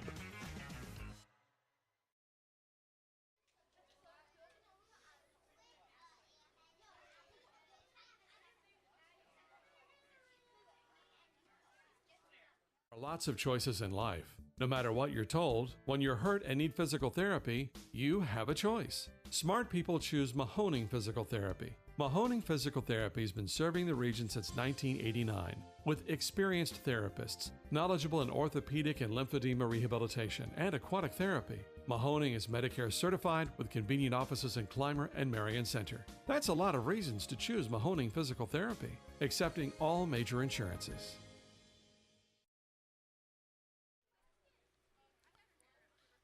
2, 3, 4 spots due up for Clymers. We head to the bottom of inning number 3 here on our coverage of the District 7 Little League Baseball Championships, the 10U bracket featuring Indiana and Clymer.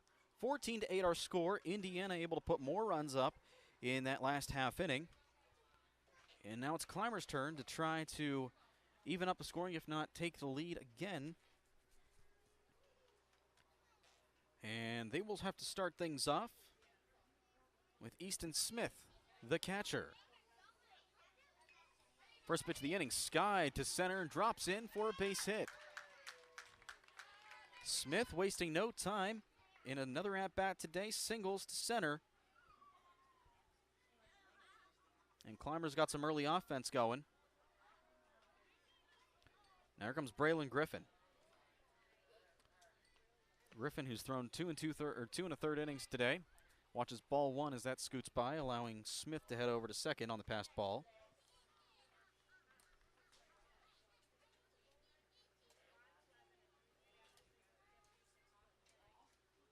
Next one, Griffin sees, misses outside. 2-0. So far today, Griffin walked in inning number 2, came around to score, drove in an RBI on that walk as well, struck out in inning number 1. Grounded the opposite way into right for a hit. Smith going to round third and hold up there.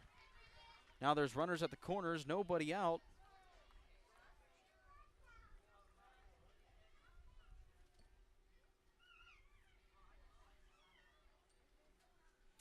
Just went with the pitch and made it work.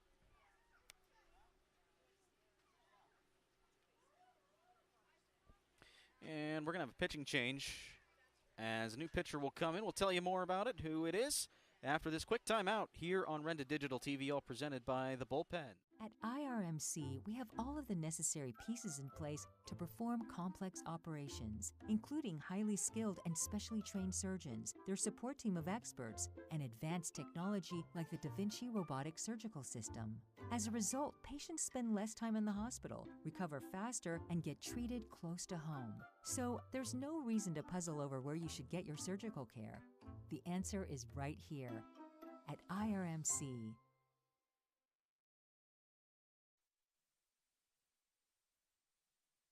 This is Attorney Patrick Doherty. Do you need legal help? The Law Office of Patrick Doherty specializes in criminal law, wills, and personal injury. Visit my office at 737 Water Street in Indiana and let me put my years of experience to work for you.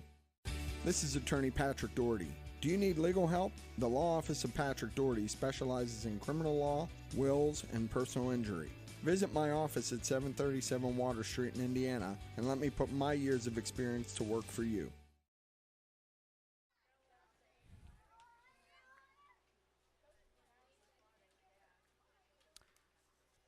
So Zach Nickel, the new pitcher for Indiana, comes in to face Zach Mattis. The previous pitcher, reliever Charlie Spatafor, 2 singles to start off this inning as Clymer is trying to come back and even this one up. They did so already today and took the lead, so they look to continue their reign. First pitch, hops to the zone, or hops to the plate, I should say, for a ball, 1-0. Mattis so far today, singled home 2 RBIs in the second, singled home 1 RBI in the first. Fouled off. Zach Mattis and Vance Cessna for Indiana, the 2 impact performers so far today. Both have had the most run production by either side. 1-0, the pitch. That one misses just high.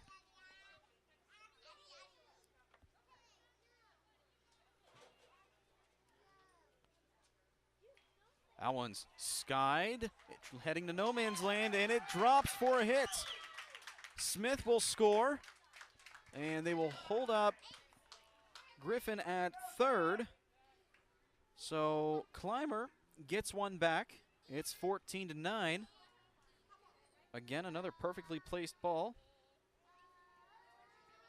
That now makes the 4th RBI for Mattis here tonight, and his 3rd single. First pitch to Carter Plowman, misses inside for a ball.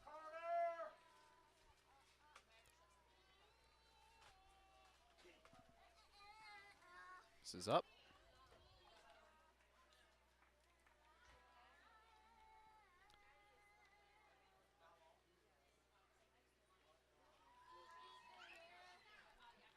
Swung on and missed.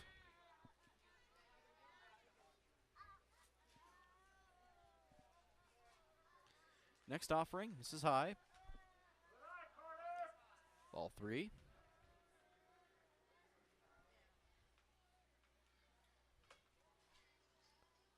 Next one runs in, doesn't hit him, it's ball 4 anyway. And Griffin comes in to score, it's now 14-10.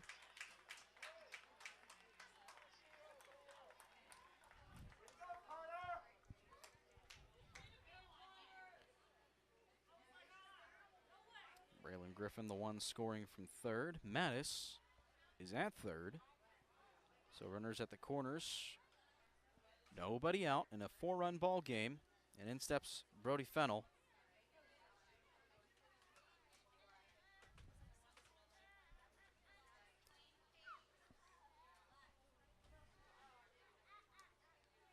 Pitch by Nickel.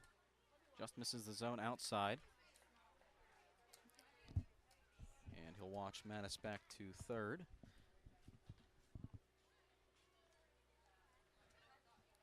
Next one, this is inside now.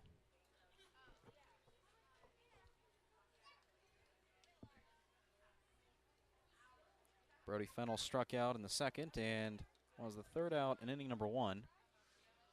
One in there for a called strike.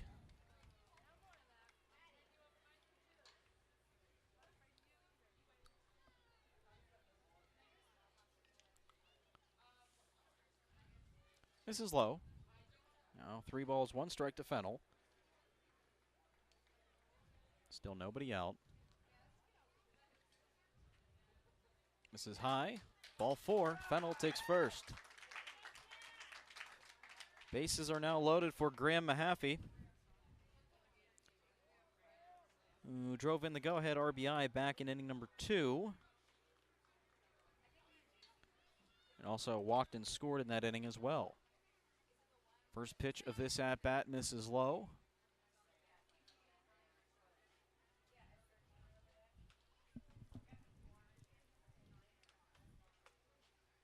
Next one misses up.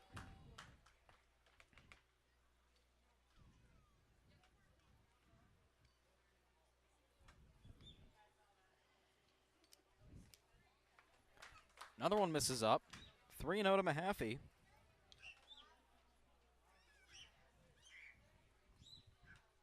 Next offering, that one misses high. Ball 4, run scores.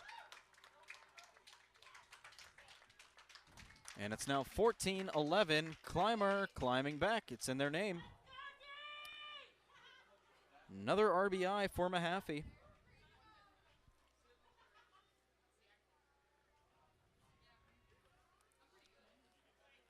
And in steps Jay Smith. And are we going to see a change here? I think we will. DJ Detweiler, I think, is the one in the box. Number 1 on his jersey. First pitch he sees, catches the inner part for a strike.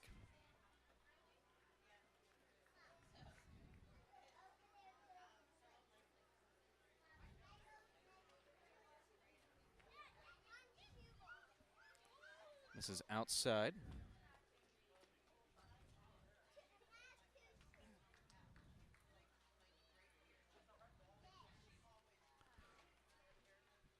Tying run at first. Go ahead run at the plate for Clymer. That one misses.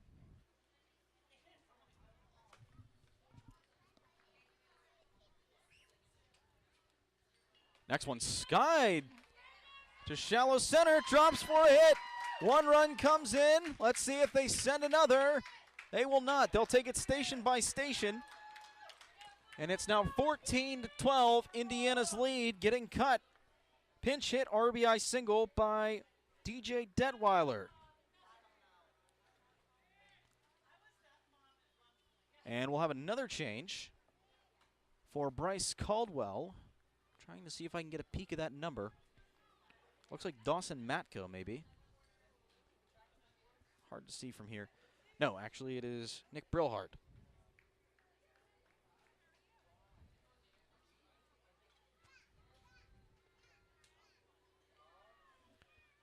Scoots away, no action at the plate.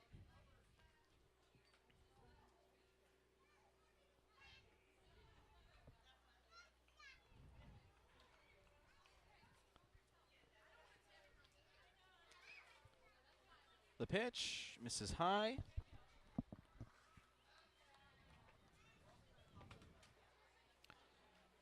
Brillhart ahead in the count. In there, right down the middle for a called strike.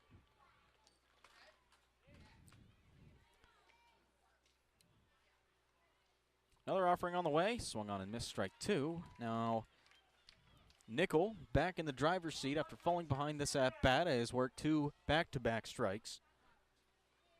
Offers home. That one misses up and behind him. That's ball 4. Runners switch positions. It's now 14-13. Clymer only trails by 1. An RBI walk for Brillhart. Detweiler moves to second. Mahaffey is over at third.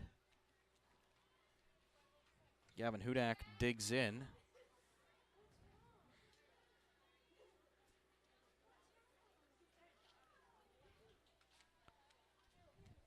Misses high.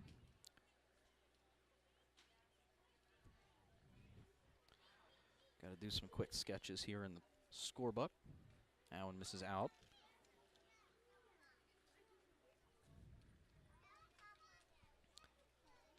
telling you, with all the markings from this game, my scorebook's starting to look like a preschool drawing. That one misses. 4 straight balls to Hudak. He drives in a run, and this game's tied again. 14 all.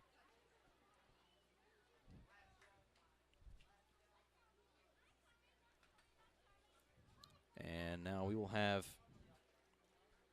Easton Smith dig in. Singled, came around to score to lead off this inning. We'll have a brief conversation on the mound between Coach Cortazzo and Nickel.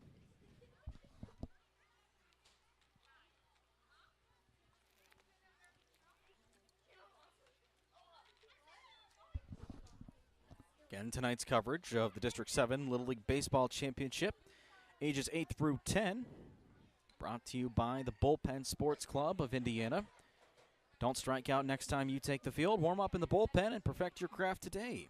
Check out their Facebook page for tryout info for both their baseball and softball programs. That's the Bullpen Sports Club of Indiana. Very lengthy conversation out on the mound.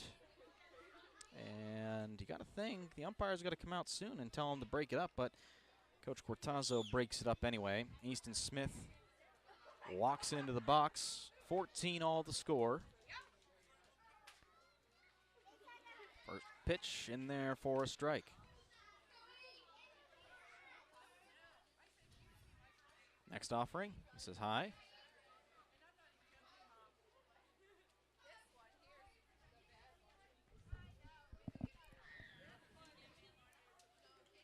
That one's lined right to second, to first. And not in time. Great snag over at second by Spatafor. That gives them the first out of the inning. Solid contact off the bat, but Spatafor, it was hit right to him. First out, brings up Braylon Griffin. The pitch, that one misses high. Griffin last time up this inning was the second one up. Singled, came around to score, walked and came around to score in the second. Also drove in an RBI on that appearance. This one misses high. It's now 2-0.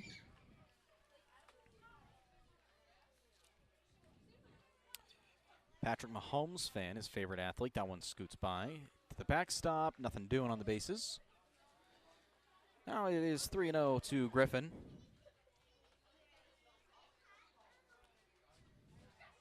Zach Mattis would be the next batter. Next offering right there for a called strike.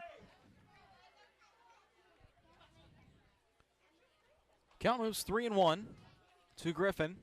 The offering by Nickel. That one in there, strike 2. Bounces it back to a full count. Nickel comes set, the payoff.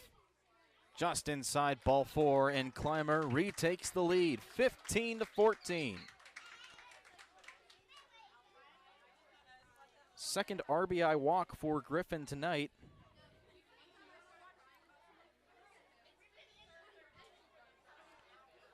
Detweiler moves to second, Detweiler moves to third, Brillhart to second. Zach Mattis steps in. Plated 4 RBIs tonight, 3 for 3 with 3 singles. Now 2-0. Started this game at first base for Clymer. Pitched in inning 2. That one misses up, 3-0.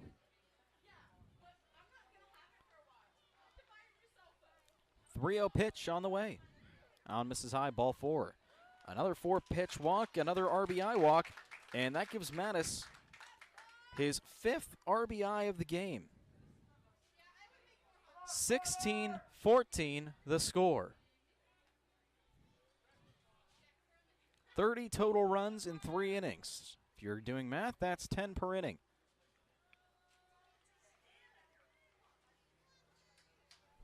And a first pitch strike to Carter Plowman.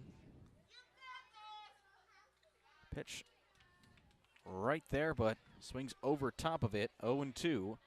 Plowman walked earlier this inning, came around to score, struck out in inning number 2, and was hit by a pitch in the first. Runner comes home on the pass ball, and he's safe. Excellent base running by Detweiler to plate an insurance run. It's now 17-14, the Clymer lead.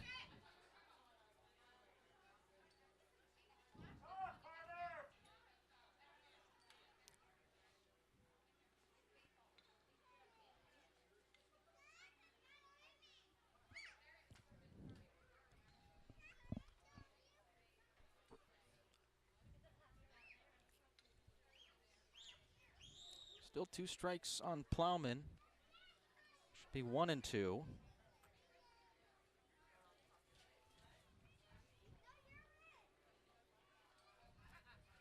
Two strikes the pitch. Plowman lets that one go by. Runners coming home. The plate.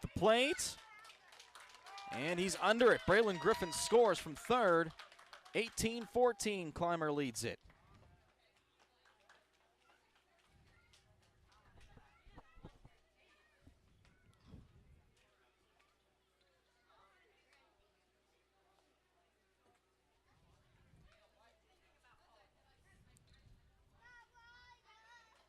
Very much a high-scoring affair tonight, and I don't think I could say that enough.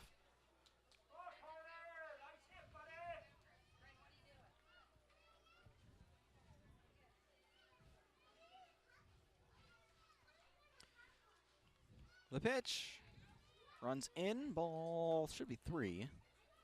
They have it on the scoreboard as 2 and 2, but I think that's ball 3.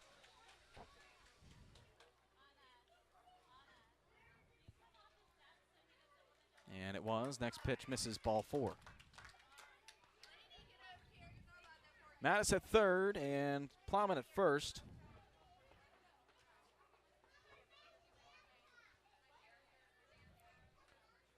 And in steps Brody Fennell. First one he sees this at bat, misses high, and Plowman will take second on the steal. Fennell walked and came around to score earlier this inning. Struck out back in inning number 2 and was out in the first inning. Next one, a called strike, scoots away, no play at the plate though.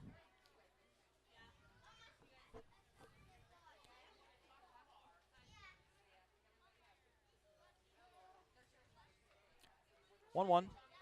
This is high and gets to the backstop. Runners coming home. The throw is not in time. Mattis scores to make it a 19-14 ball game.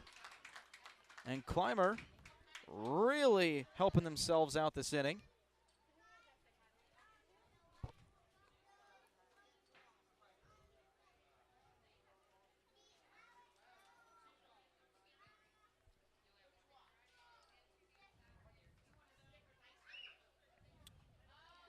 Count is 2-1 to Fennell.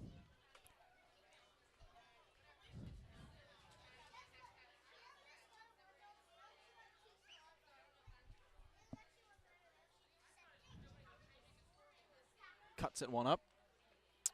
Just count 2-2 now. 9 runs already home this half inning for Clymer. And that one misses the zone. And a runner's coming home. The throw, that's not on target. A 20-14 score in favor of Clymer. They are not stopping on the base paths. They want to end the series tonight and take home the series win.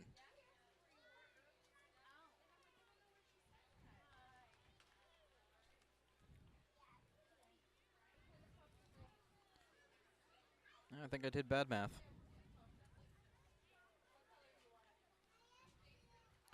Fennell takes first on the walk.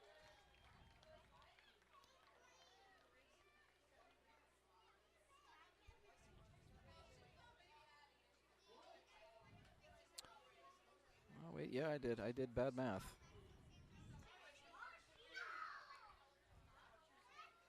And first pitch to Graham Mahaffey, this at-bat in there for a called strike.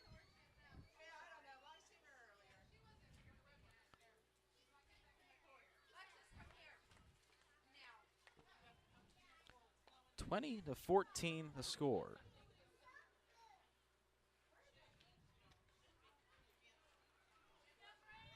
In there now 1-2 to Mahaffey.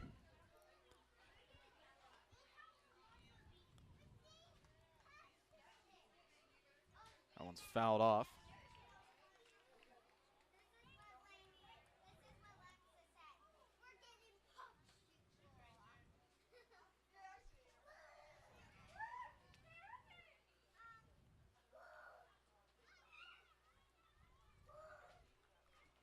So the count is 1-2.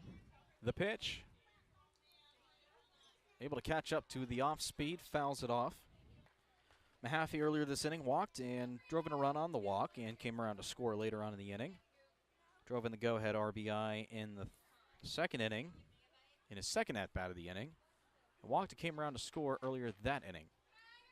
That one misses up, 2-2.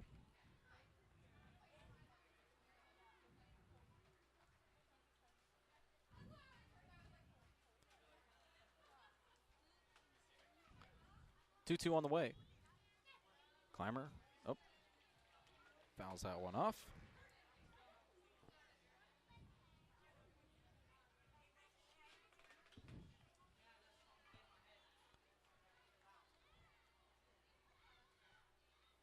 Count is 2-2, the offering. That one misses high. Ball 3, now runs the count full. Nickel, don't want to lose him here. He was ahead in the count earlier on. 3-2 payoff, misses high and in, ball 4. Puts runners at first and second now. That is now 3 walks in the game for Mahaffey.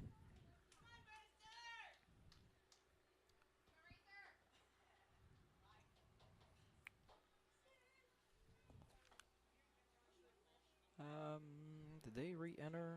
Yes, they re-entered Jay Smith. The pitch, first pitch in there, called strike.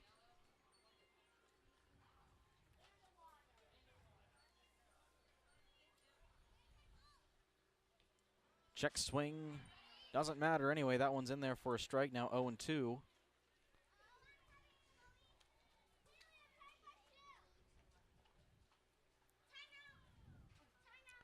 Count moves to 1-2 after that one misses the zone.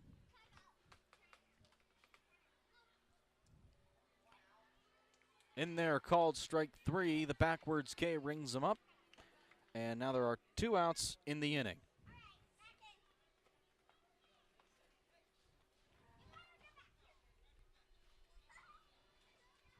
Runners at first and second. And if they're re-entering kids, I believe this is Bryce Caldwell up. First pitch, called strike. Again, we're coming to you in center field, so seeing the jersey numbers is a little bit difficult, but I believe that is Bryce Caldwell. That one misses, 1-1. Nickel comes set, fires home. That one misses, scoots away. Both runners will advance to the next respective base. Fennell to third, Smith to second, and should be a 2-1 count to Caldwell. Chases one up, strike 2.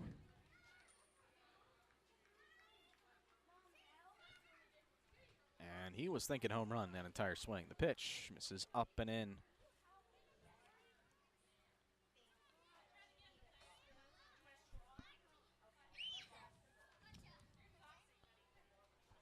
Three-2 offering, misses high, ball 4.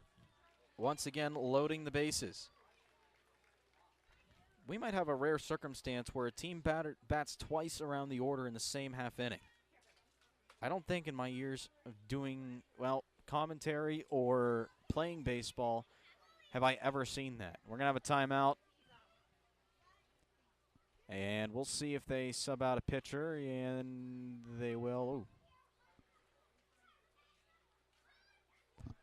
We'll take a timeout. We'll tell you who the new pitcher is coming up after this. It's 20-14. Clymer leads it here on Renda Digital TV. Coverage of the District 7 Little League Baseball Championship, all presented by the Bullpen. At IRMC, we have all of the necessary pieces in place to perform complex operations, including highly skilled and specially trained surgeons, their support team of experts, and advanced technology like the Da Vinci robotic surgical system. As a result, patients spend less time in the hospital, recover faster, and get treated close to home. So there's no reason to puzzle over where you should get your surgical care. The answer is right here at IRMC.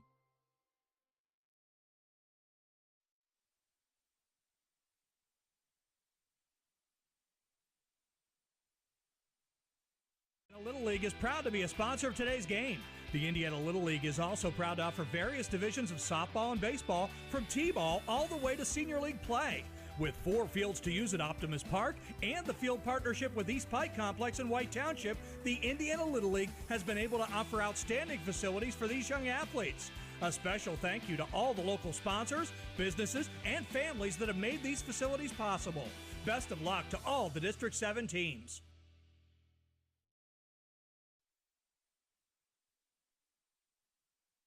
Shield Industries of Indiana, your home for protective coatings, spray foam insulation, and commercial roofing, invites you to protect the things that matter to you most, whether it's vehicles, water and waste water tanks, building and construction, flooring, mining equipment, or containment. Give the Clymer Shield team a call for fast, reliable service for your next project. Clymer Shield Industries of Indiana is a proud sponsor of today's broadcast and wants to wish all the players the best of luck and congratulations from Clymer Shield of Indiana.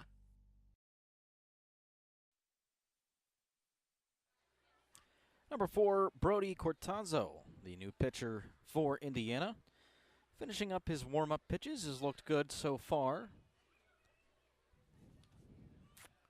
And he will face the top of the order with Gavin Hudak, who walked and came around to score last time up this inning. Clymer has scored 12 so far this frame. They have reclaimed the lead after falling behind 14-8 at the start of the inning. And it's all thanks to plate discipline.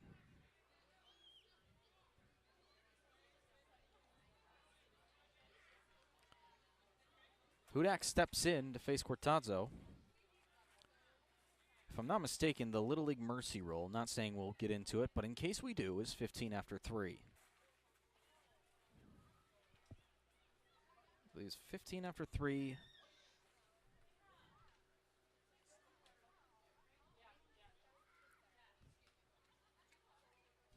Hudak fouls that one off.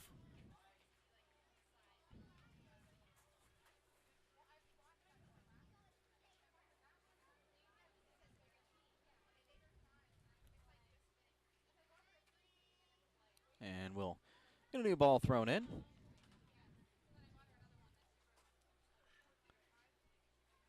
Two outs in the inning. One coming on a strikeout, the other coming on a line out. That one misses high. 2-1.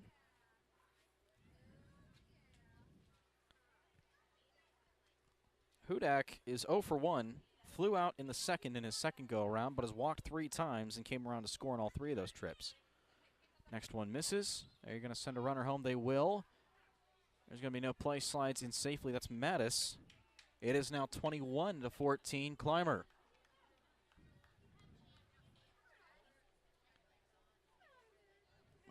Nope, that's Brody Fennell. I apologize. Next one. This is behind him. Ball 4. And that loads the bases once again. 4th walk of the night drawn by Hudak. And now Easton Smith comes up. Takes ball 1. Clymer has now officially batted around the order twice in the same inning. Again, I don't think I've ever seen that. Both as a player, a coach, and I guess now as a media personality. That one misses outside. Smith lined out his last go-around this inning. He is 1 for 3. That one catches the outside part. Now 2-1. Singled earlier this inning. Came around to score. He actually led off the inning with a single. Walked in inning number 2. That one's poked to the right side, but beyond the fence for a foul ball. Count is 2-2 to Easton Smith, who's done an exceptional job behind the mound for Clymer today. Now looking to continue to add to their offensive scoring column.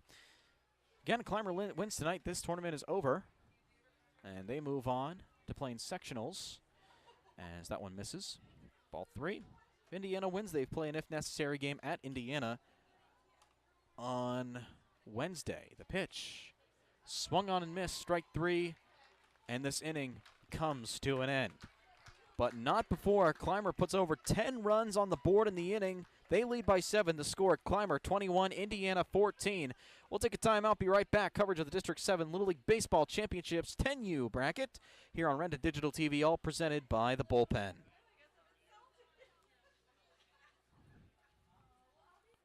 team at Sky Point Crane in Indiana want to congratulate all the District 7 All-Star teams and wish them the best of luck in the playoffs. Sky Point Crane offers professional crane service, rigging service, and 3D lift planning for industries such as general construction, manufacturing, mining and energy, and telecommunication. With expert advice, execution, and the top-of-the-line customer service, Sky Point Crane is the industry leader in Western PA, Ohio, Maryland, and West Virginia. Good luck, All-Stars, from the team at Sky Point Crane.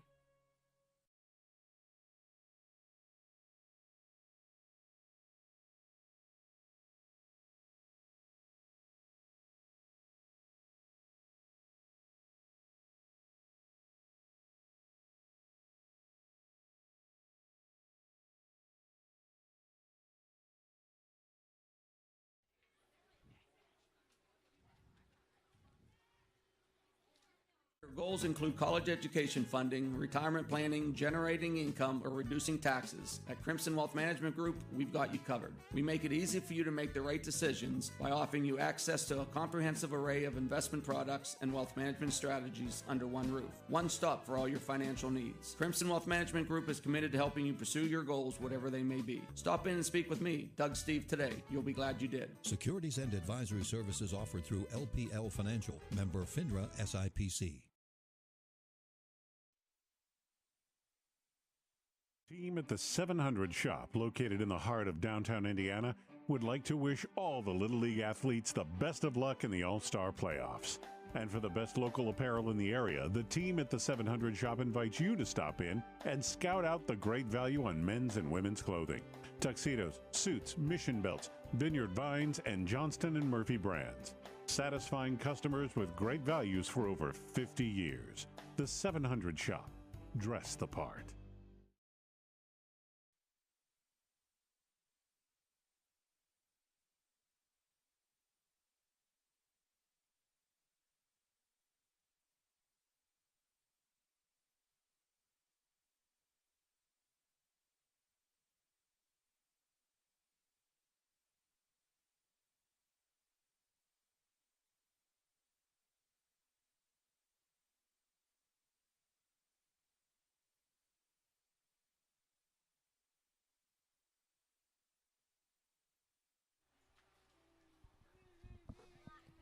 Right on to second is complete. We're headed to the top of the fourth. Clymer leads at 20-14 over Indiana, but Indiana a chance to come back this inning,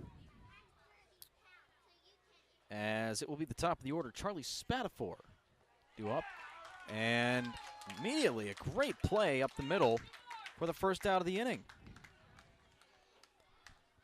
Fans didn't even have a chance to get settled back into their seats before we have our first out of the inning. We'll take another look at that. Just cruises over. That is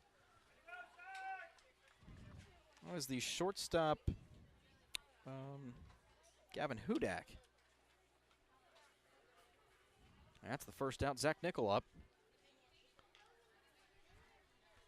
That one's grounded to short. Hudak gets up, throws to first. It's not in time. Great defensive play, though, to try to get his man. And that'll be an infield hit.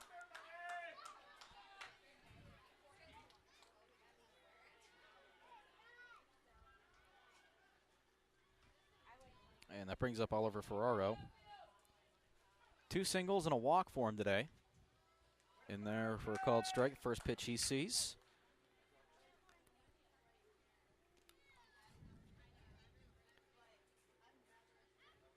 Ferraro's also got 2 RBIs to his credit. The pitch popped foul to the right side. Now 0-2.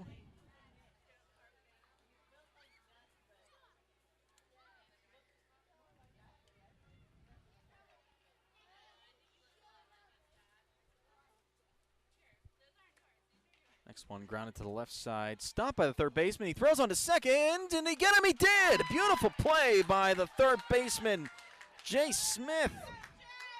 And now there's 2 outs in the inning.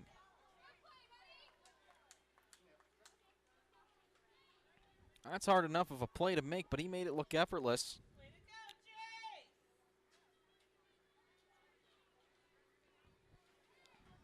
Marked it up as a fielder's choice. 5-4 the put out. In steps the left-handed hitting Trent Wissinger. Got a couple RBIs to his credit. First pitch he sees, strike I believe, throws down. Great catch by Hudak, but he's tripped up by the slide. Might have knocked the wind out of him, but he's able to get up. I'm trying to see if that was called a ball or a strike. I thought it was a strike, but the next offering. This is high, able to dance out of danger.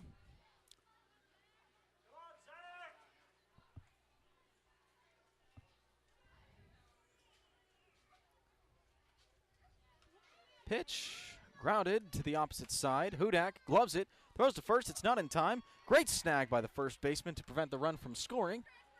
And we'll mark that up as an infield single for Trent Wissinger.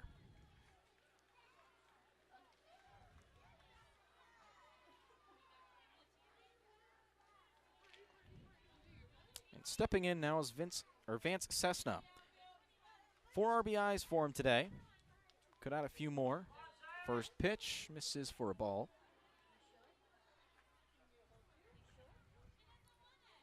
Next offering misses low and trots by the catcher. There's a runner coming home. The toss to the plate. And I guess he's safe. I didn't see any motion from the home plate umpire. Although they're going to count the run. Nobody's trotting off the field, so it's now a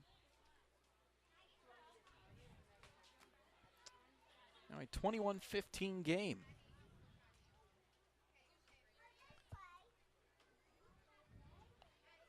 Next offering to Cessna is grounded to the left side. Hudak drops to his knee, throws to first, and a beautiful play by Hudak to end the inning. Limits the damage to just a run. Clymer able to escape with minimal damage this inning. We'll take another look at that before going to break. Hudak has played himself to another level tonight at shortstop. And that ends the inning. To the bottom of the fourth we go. It's 21-15 the score in favor of Clymer on Rented Digital TV, all presented by the Bullpen.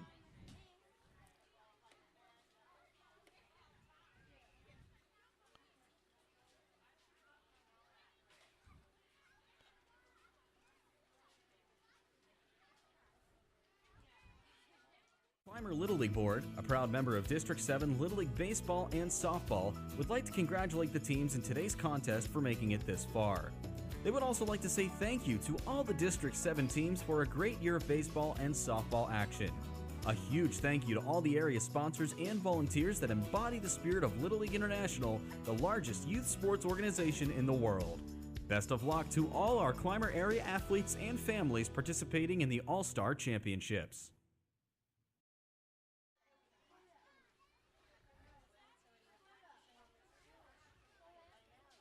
At IRMC, we have all of the necessary pieces in place to perform complex operations, including highly skilled and specially trained surgeons, their support team of experts, and advanced technology like the Da Vinci robotic surgical system. As a result, patients spend less time in the hospital, recover faster, and get treated close to home. So there's no reason to puzzle over where you should get your surgical care. The answer is right here at IRMC.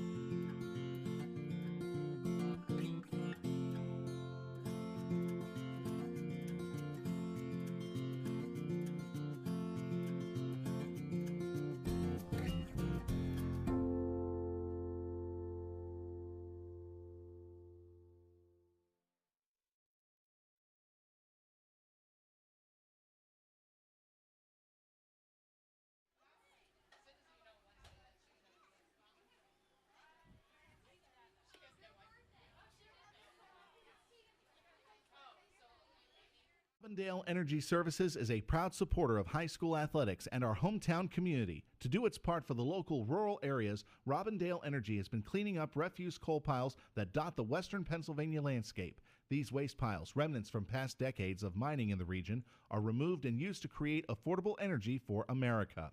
Robindale Energy has helped to clean up hundreds of miles of streams and channels. In the area where the land has been restored for a while, streams have become alive again and able to support plant and fish life. For employment opportunities, contact Robindale Energy at 814-446-6700, extension 122.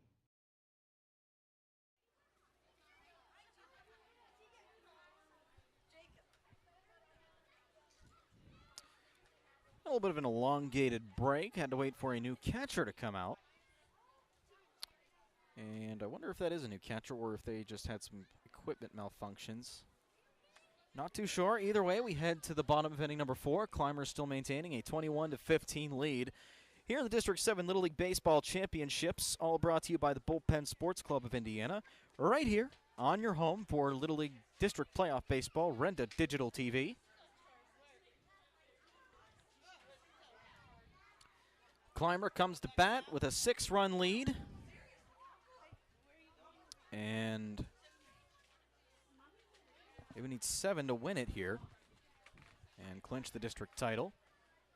A reminder, we're going to recap the game tomorrow in our morning newscast across all 4 of our radio stations. So you can tune in tomorrow or on all 4 of our stations' websites or Facebook pages to find a link to that recap. And after the game, we hope to hear from the coaches and players of the winning team, whoever that shall may be. First pitch of the inning is a ball. It's Braylon Griffin up. 2-0 now. In the third, he appeared at the plate twice, singled, was the second batter that inning, and walked and came around to score in the latter portion. A powerful swing just misses. 2-1. Walked in the second, came around to score, and struck out in the first inning. The pitch, that one misses up. Ball 3.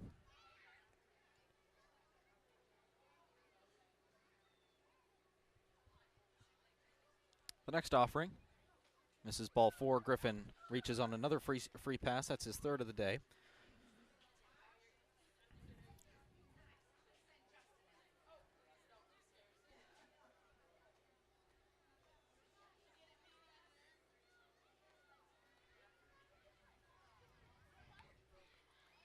And now that brings up Zach Mattis.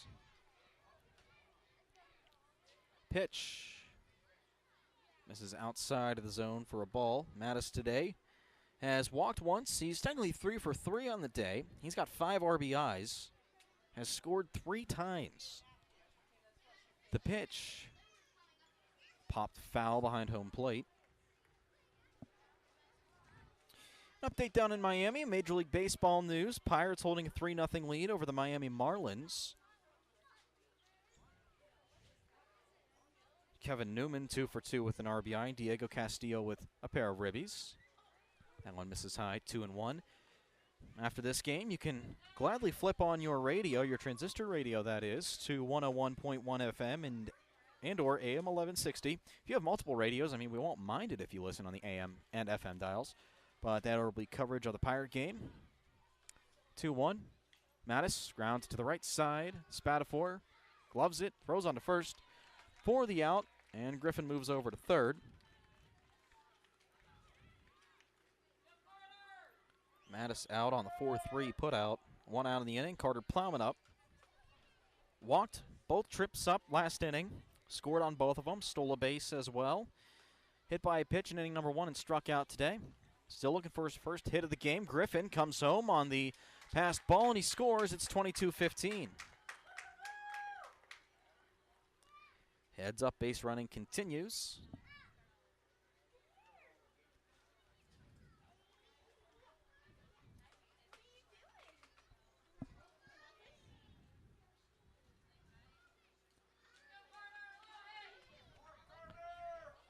Plowman, RBI opportunity awaiting him at... Oh, nowhere. Thought there was a runner on. There is not. Goes low. Comes up comes up empty. 0-2 now.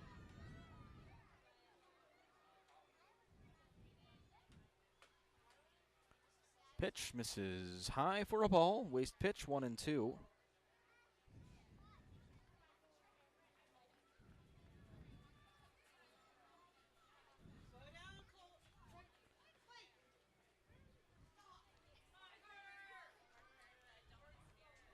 Counts 1-2, the pitch. Misses outside, or inside, behind the batter, that is. 2-2.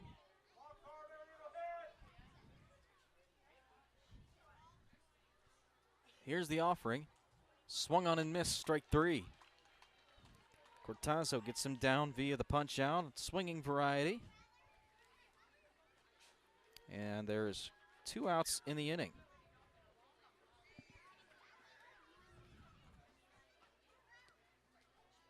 Brody Fennell is due up, but I think we might see a pinch hitter. We will. It looks like Dawson Matko will step in.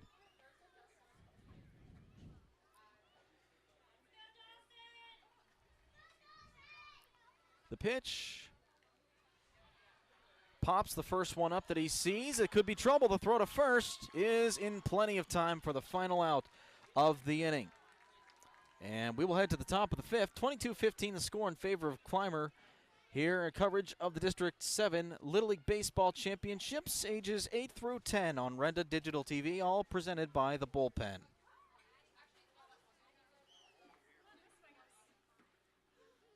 Little League is proud to be a sponsor of today's game. The Indiana Little League is also proud to offer various divisions of softball and baseball, from T-ball all the way to senior league play. With 4 fields to use at Optimus Park and the field partnership with East Pike Complex in White Township, the Indiana Little League has been able to offer outstanding facilities for these young athletes.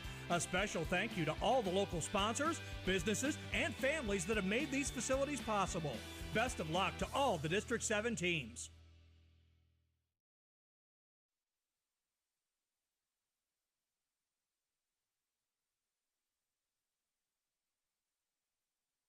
At IRMC, we have all of the necessary pieces in place to perform complex operations, including highly skilled and specially trained surgeons, their support team of experts, and advanced technology like the Da Vinci robotic surgical system. As a result, patients spend less time in the hospital, recover faster, and get treated close to home. So there's no reason to puzzle over where you should get your surgical care. The answer is right here at IRMC.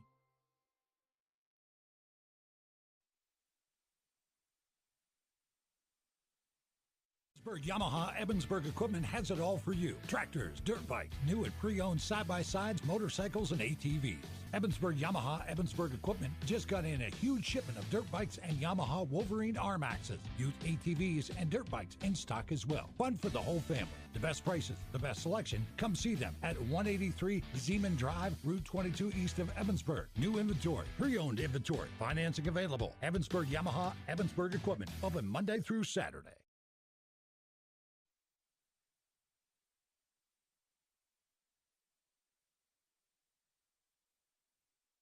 Pediatric Care Center of Indiana and Marion Center are proud to support our local Little Leagues in today's game. Each athlete has represented their league and their communities to the best of their abilities. Doctors Rizwan and Amina Jabber and their entire team at both locations would like to wish both teams the best of luck in today's contest and in the future. The Pediatric Care Center, 2 locations located in the 119 Professional Center in Indiana and the Mahoning Medical Center on Highway 403 in Marion Center.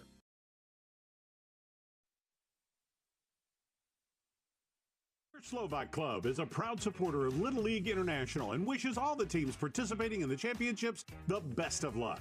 The Clymer Slovak Club has a long tradition of supporting youth athletics and is proud to be associated with these young athletes, their families, and community partners.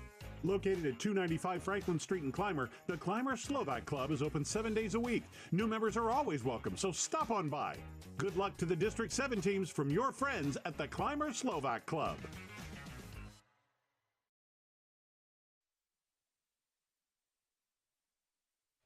22-15 our score, heading into the top of inning number 5. Graham Mahaffey takes over on the mound for Clymer. And with Indiana coming up to bat, we want to remind you that the Indiana Little League would like to congratulate all the players and would like to announce that fall season registration is open until August 14th, and 2023 registration will open New Year's Day. So I don't think it'd be lying if we said next year. Indiana will be led off by Blake Carney, Jace Myers, and Cole Berta this inning, barring any pinch hitters. Well, they technically can't, because Brody Cortazzo was the only bench player they had, and he's now in the game. So it will be Carney, Myers, and Berta. Indiana facing a 7-run deficit. Looks to climb their way back and knot this up or possibly take the lead this inning.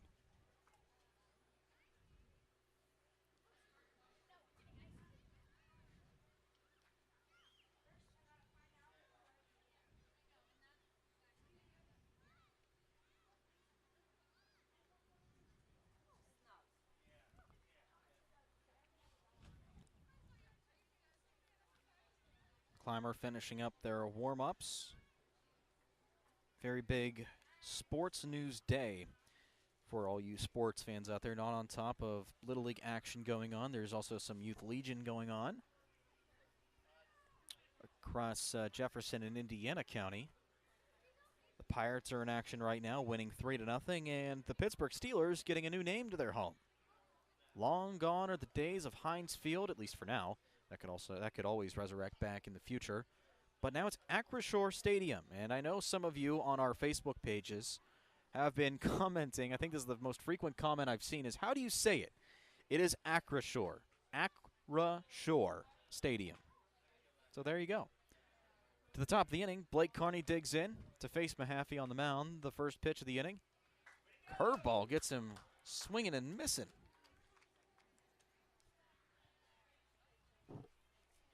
Counts 0-1 to the left fielder for Indiana. Singled.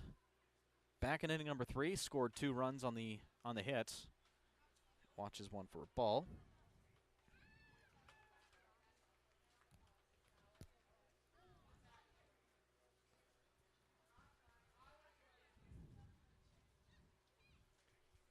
One and one. Grounded to the left side. Just out of the reach of Griffin. And into left for a base hit. Leadoff single for Carney, his second hit of the night.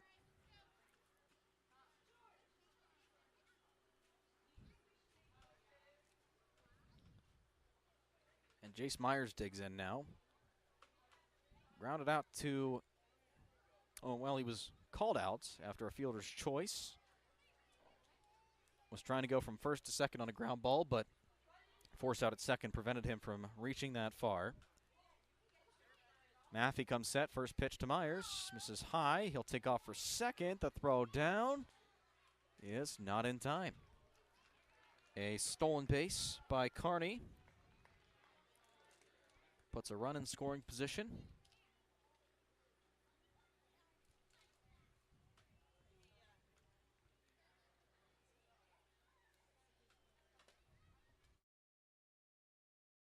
Grounded to the left side.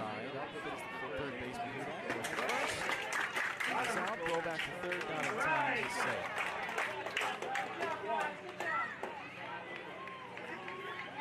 So Myers grounds him out on the 5-3 putout.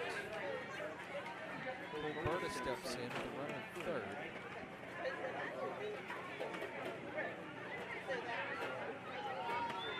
In steps Roberta. Just on a fielder's choice last time up. Pitch misses high. Guys for cover, ho!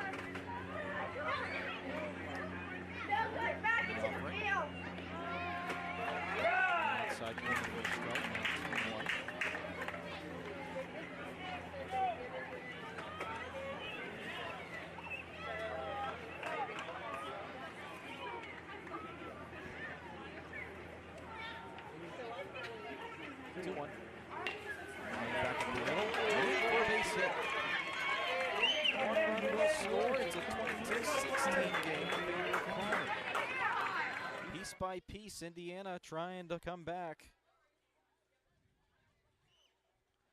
Berta's first RBI of the night. Drives in Carney from third with 1 out in the inning. Otto Stewart digs in. He's 1 for 3 today.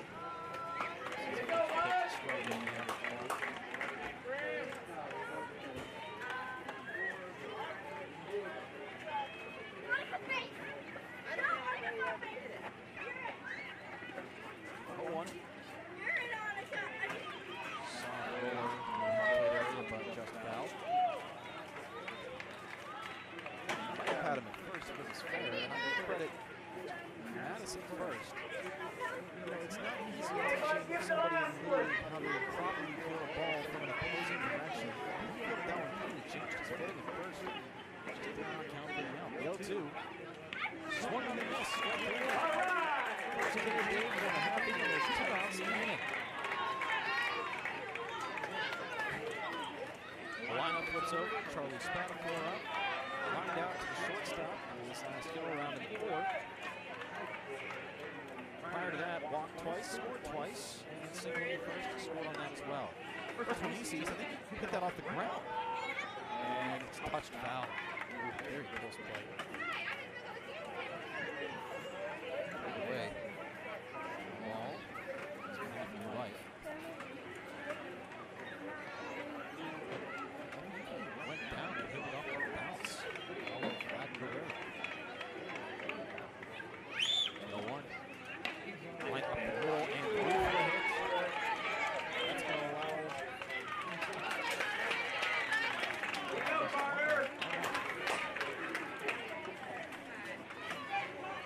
Good seeing eye single. Moves runners station to station. Burden now at second. Spatafor at first. His second hit of the night. Now makes him 2 for 3.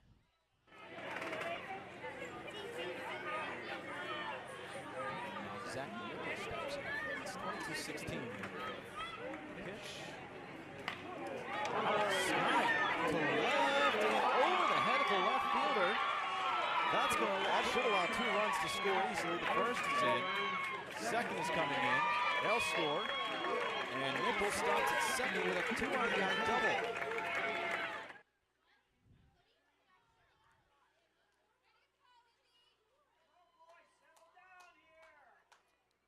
It's now 22-18. Clymer's still with the lead, but Indiana is once again within reach.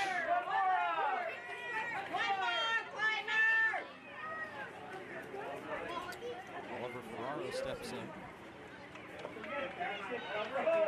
For a third, he's safe. Nickel broke as soon as the ball got past the catcher.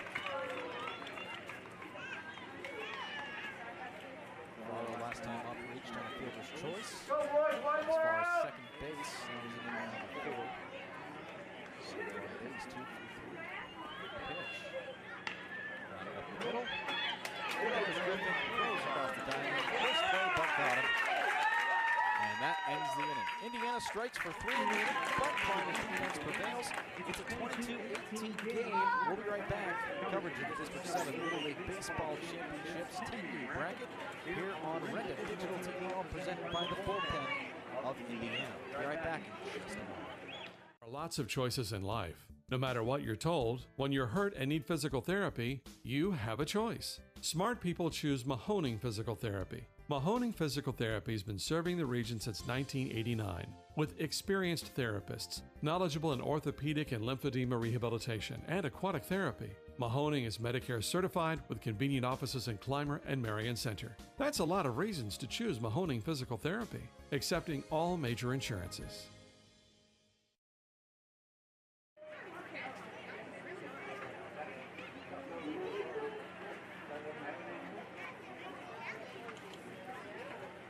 Shield Industries of Indiana, your home for protective coatings, spray foam insulation, and commercial roofing, invites you to protect the things that matter to you most, whether it's vehicles, water and waste water tanks, building and construction, flooring, mining equipment, or containment. Give the Clymer Shield team a call for fast, reliable service for your next project. Clymer Shield Industries of Indiana is a proud sponsor of today's broadcast and wants to wish all the players the best of luck and congratulations from Clymer Shield of Indiana.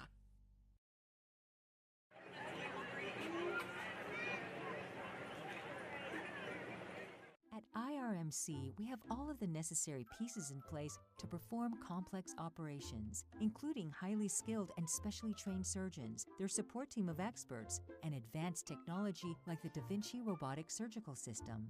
As a result, patients spend less time in the hospital, recover faster, and get treated close to home. So there's no reason to puzzle over where you should get your surgical care.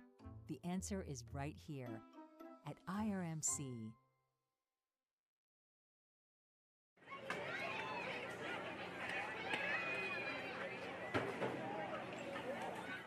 Evansburg Yamaha Evansburg Equipment has it all for you. Tractors, dirt bikes, new and pre-owned side-by-sides, motorcycles, and ATVs. See it all at their website, evansburgyamaha.com. The website is updated daily. No games, no tricks. They only have what's on their website. That's right. All their current inventory is right there at evansburgyamaha.com. Come see them at 183 Zeman Drive, Route 22 east of Evansburg. New inventory, pre-owned inventory, financing available. Evansburg Yamaha, Evansburg Equipment. Open Monday through Saturday.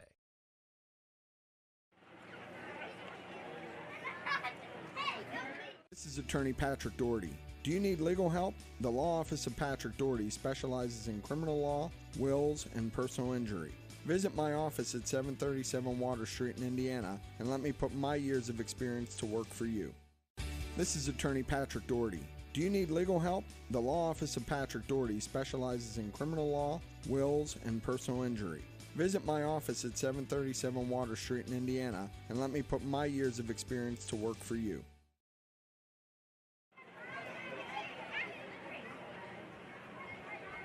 Slovak Club is a proud supporter of Little League International and wishes all the teams participating in the championships the best of luck. The Clymer Slovak Club has a long tradition of supporting youth athletics and is proud to be associated with these young athletes, their families, and community partners. Located at 295 Franklin Street in Clymer, the Clymer Slovak Club is open 7 days a week.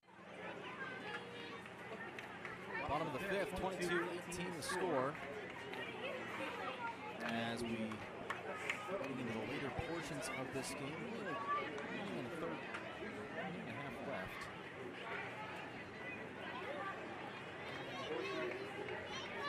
Clymer's got the 79 spots to go up.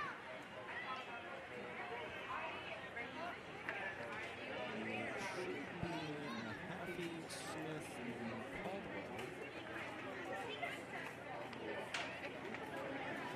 Misses.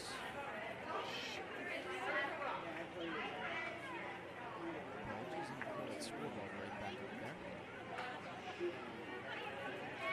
No. This is ball four. And Happy takes first on free pass. That is his fourth walk tonight.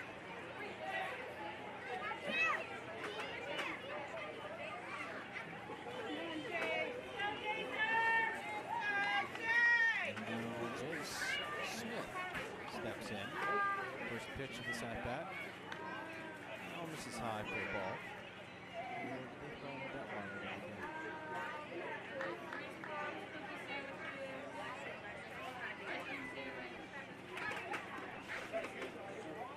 This is Mahaffey gets a lead off first, nothing doing.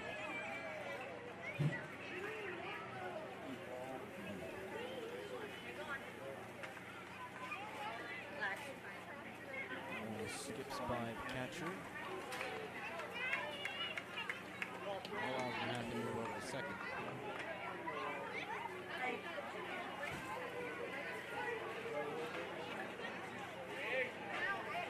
Yes, Jay Smith is up. Back-to-back walks for Clymer. Our broadcast couldn't partner not only without the participating businesses that sponsor this, but with also the help of our technical crew as well. TV Sharp coming in on call essentially and doing a great job on camera.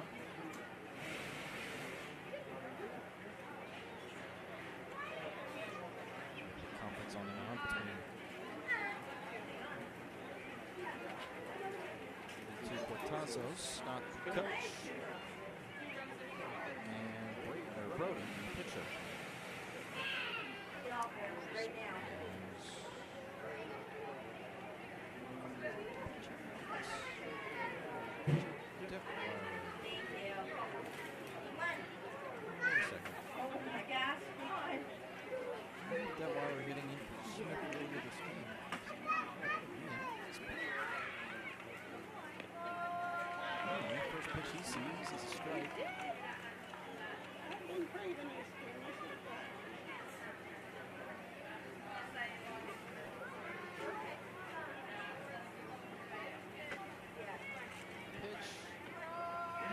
Called strike. 2 straight strikes up and down visit.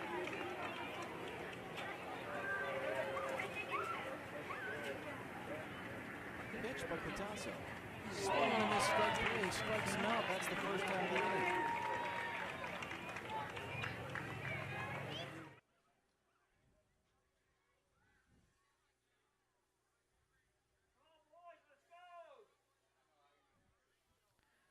And the lineup flips over once again for Gavin Hudak.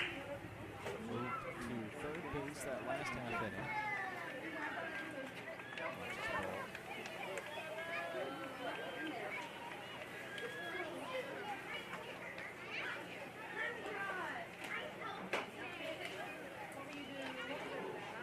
This is behind Hudak for a ball 2-0.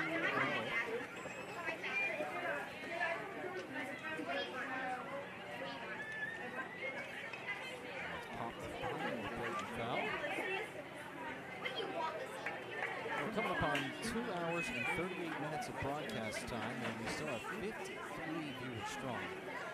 And we do thank you for all the support and viewership on our live stream here tonight. We'll be broadcasting from Rented Digital TV again tomorrow night, this time from Indiana.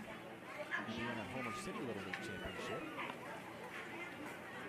I'll take to the air at 5:45. With first pitch set for 6 o'clock.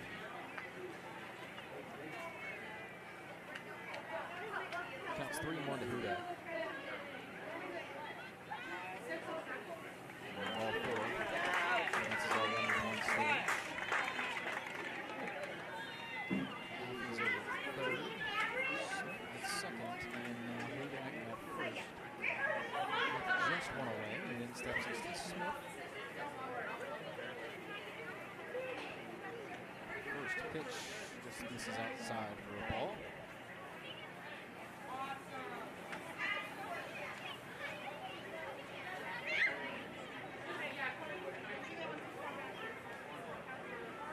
Next one right down Broadway. Called strike.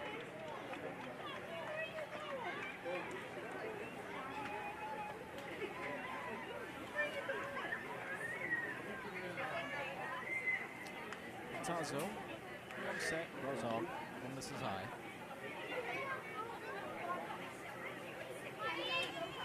Now 2-1 to Smith.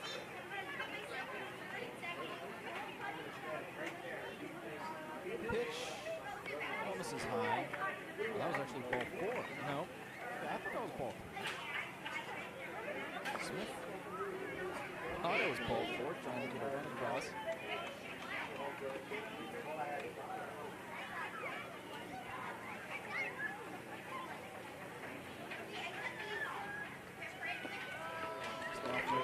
Called strike.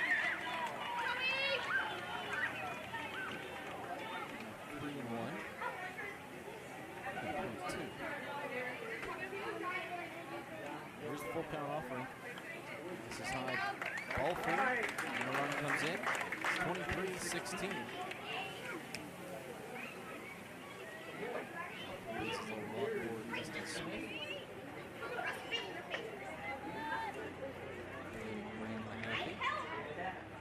Walk to start the inning and then came around to score. And here comes Braylon Griffin. Moved over to short last half inning. 1 out, first pitch, and then a called strike.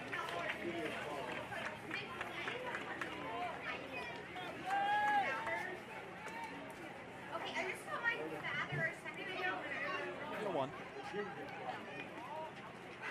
This is high for the ball. 1-1. Come on, Ray!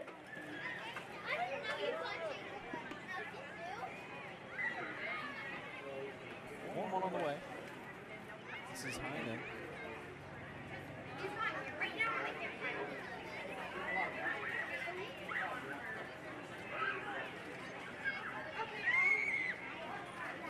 On the way. Off the right side and fair for a hit. That's going to score 2, maybe 3. The second on his way home, he's going to score. Here comes the third run. He's going to score. The throw is errant. He's going to run home. And Griffin reaches all the way around the base paths. Call it a bases clearing triple with an RBI at the end. Or an error at the end to score the final run. And it's now 27-18 in favor of Clymer. And that was a shot down the first baseline.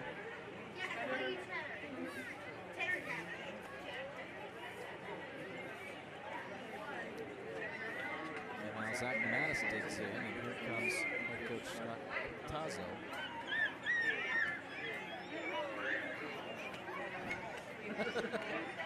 I just saw a comment on our WCCS Facebook post. Jake needs to get paid by the run. Trust me, if that was the case, we'd all be in good business right now. Oh, that was too good. That was too good. Let's see who commented that. Sharon Getty, thank you so much. That made my night. We love doing this. It's refreshing to come out and watch Little League Baseball each night. It throws me back to when I used to play. I've been on some good teams. Didn't play around here. Played more up toward Cambria County and Evansburg.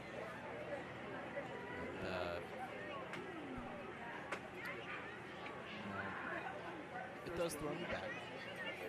Not to get all sentimental here.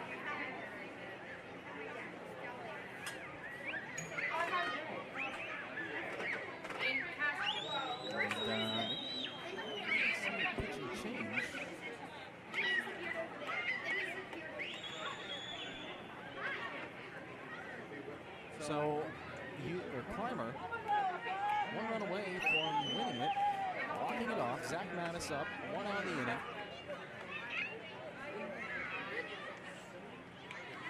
Pitch. And this is up and in. Come on, Zach!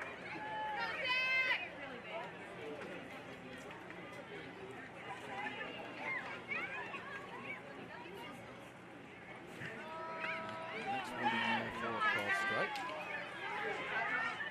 Come on, Zach!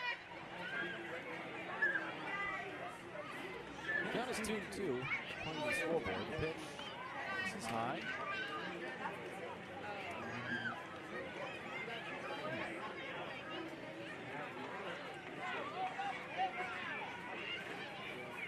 Here's the pitch. This is high. It's not ball 4. So I don't think that many pitches on it. Now it's 3-1. To the Clymer first baseman. Now pitcher. Rounded up the middle. Gloved by the shortstop. Nickel throws to first. And able to pick it out of the dirt. He reaches first. Come on, Carter! That was going to be a bang-bang play. See if we can watch it here, see if that can help us determine whether it was a hit or an error. I'd mark that an error, unfortunately. So the potential walk-off run on first.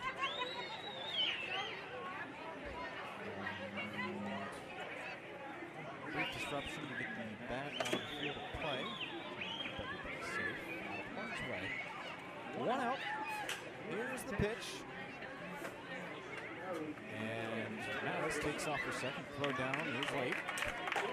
And second for Carter Plowman. Plowman struck out last time up. You got to think this is a good redemption opportunity for him.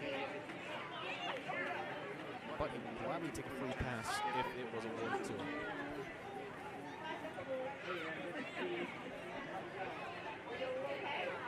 Counts 1-0. Here's the pitch. And captures the outer corner. Carter! 1-1 now. You got this, Carter!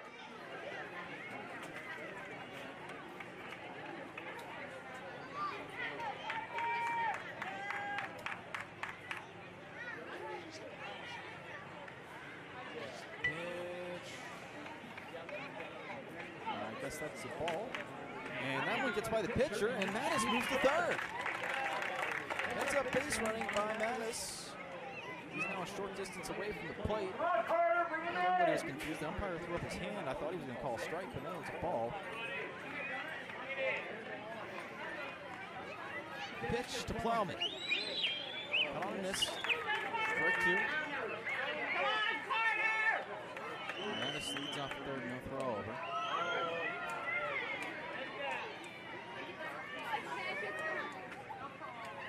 Counts 1-2. The offering. Cut on miss, strike 3. Plowman is retired on a strikeout. third of the day. 2 outs in the inning for Brody Fennell. Has a chance to win it. He can make some contact with this one in the outfield. Or Dawson Matko, I should say. Pitch misses. Matko subbed in earlier this inning.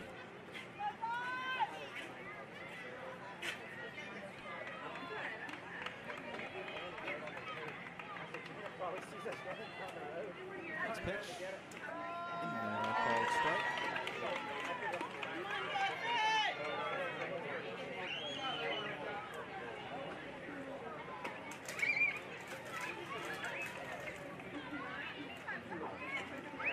The 1-1. This is outside.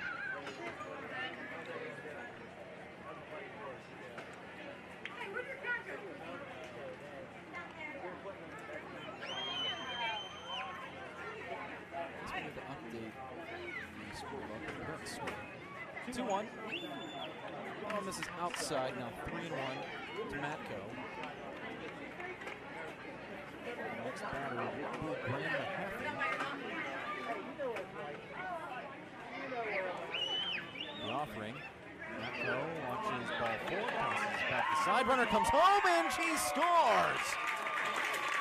Zach Mattis plates Clymer's 28th run of the game, and that will do it. Clymer wins the District 7 Little League 10U championship after Zach Mattis scores on a passed ball.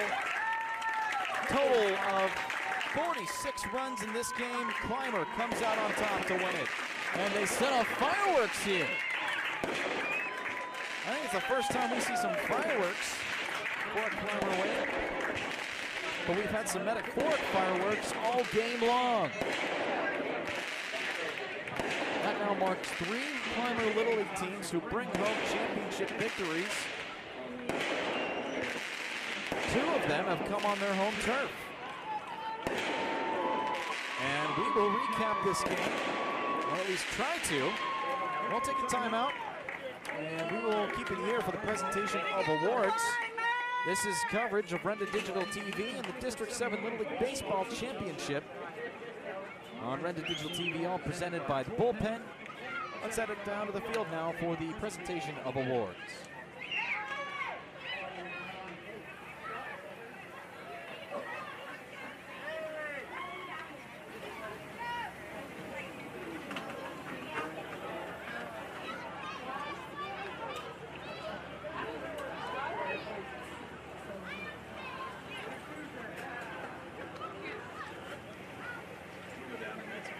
Okay. Just whenever we start presenting awards, just follow these players. All right.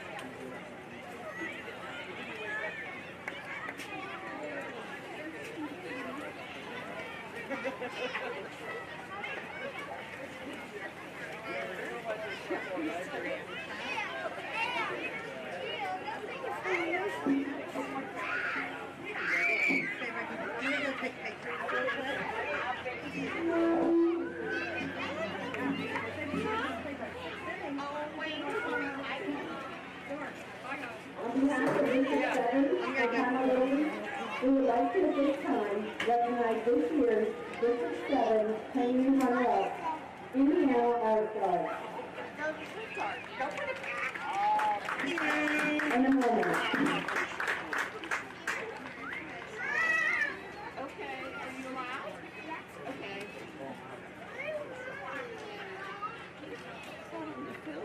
Close like this. This is too much. But she's scared. She's scared. There you go. No, I don't think Number 17, Kelly Sapphire.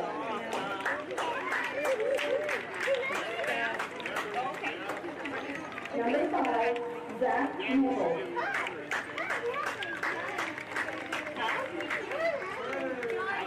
Number 3, Oliver Flores.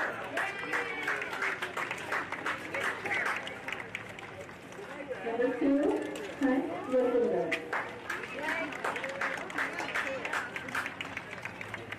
Number 1, Vance Cessna. Oh, not too much, bud. Not too much. Number 6, Blake Carney.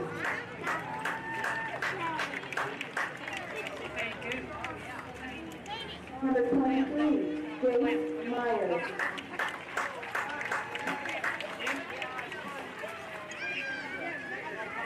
Number 7, Cole Sarda.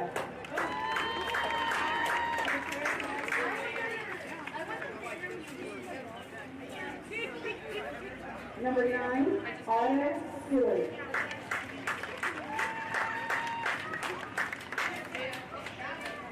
And number 4, Brody Cortázar.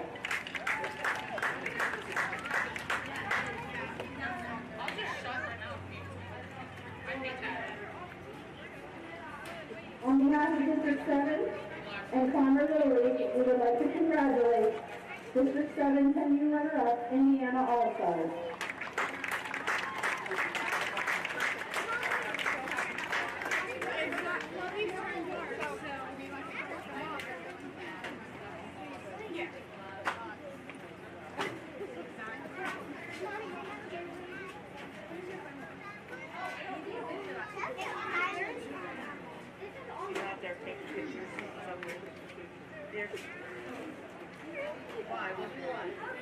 At this time, we would like to recognize this year's District 7 10U champion, Clymer All-Stars.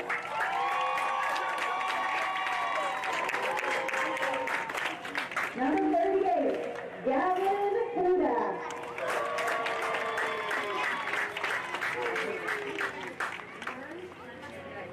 Number 11, Easton Smith.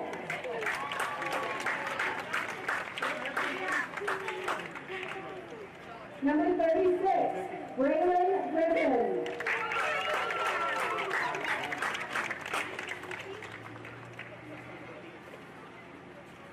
Number 31, Zach Mattis.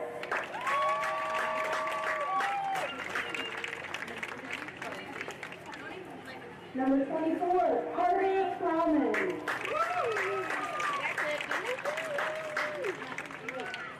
Hey Jay, how you doing?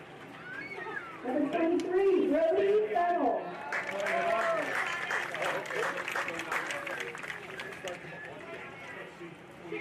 Number 22, Graham Manatee.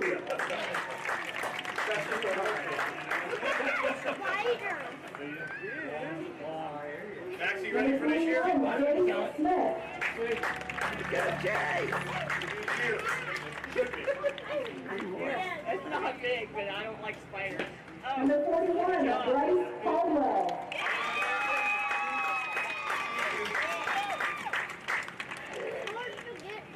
Number 1, G. Detweiler.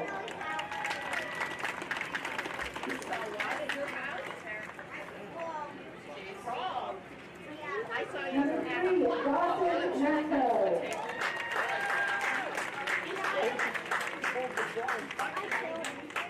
Number 6, Jack Smithwell.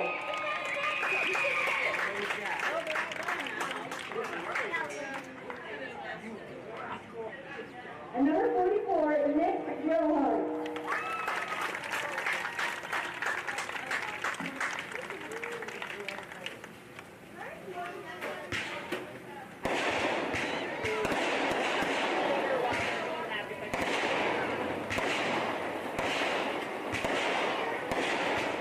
Congratulations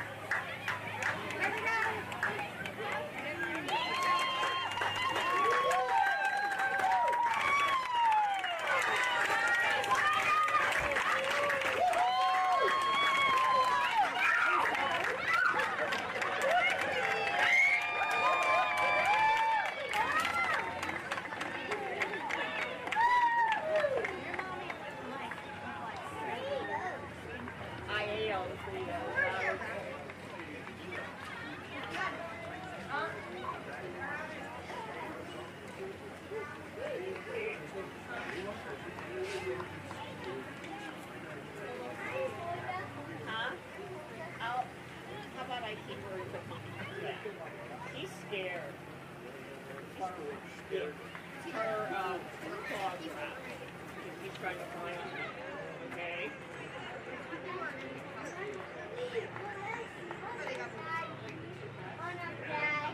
Oh, I bet.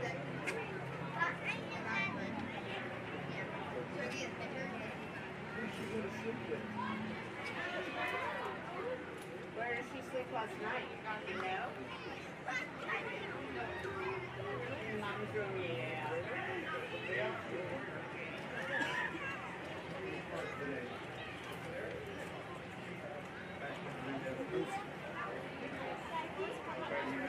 Huh? Yeah, when you pick it up and throw it away, or throw it at least out in the field or something, it'll dissolve. But yeah, they're there. And there you go.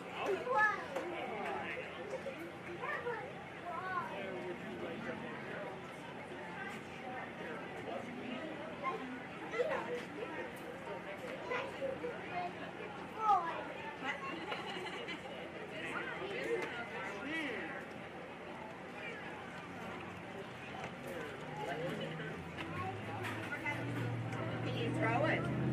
No, it's good. Don't throw it. Don't waste candy.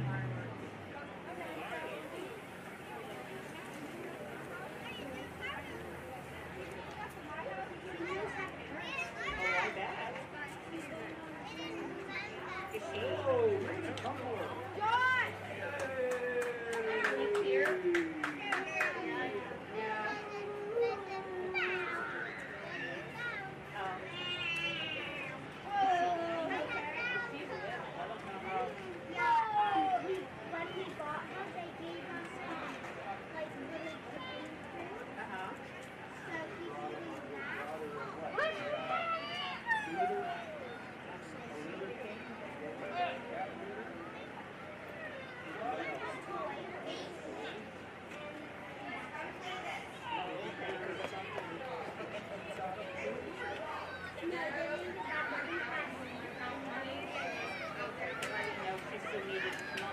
Like a mommy's pill or something, yeah.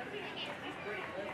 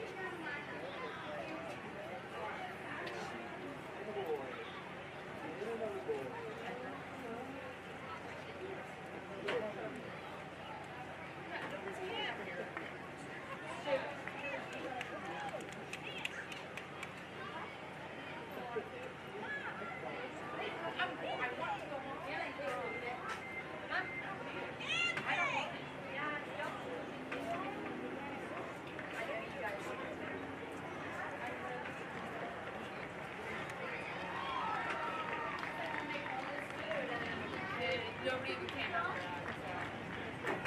Yeah.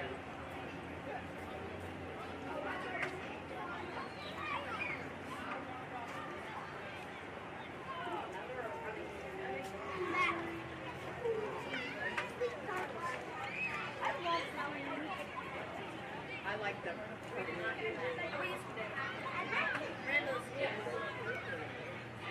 I like the popsicles and I like blue drink. Blue pancakes? I've never had blue pancakes.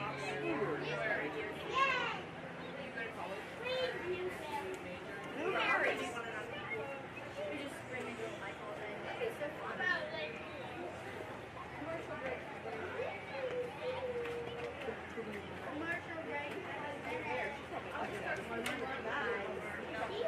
Really good.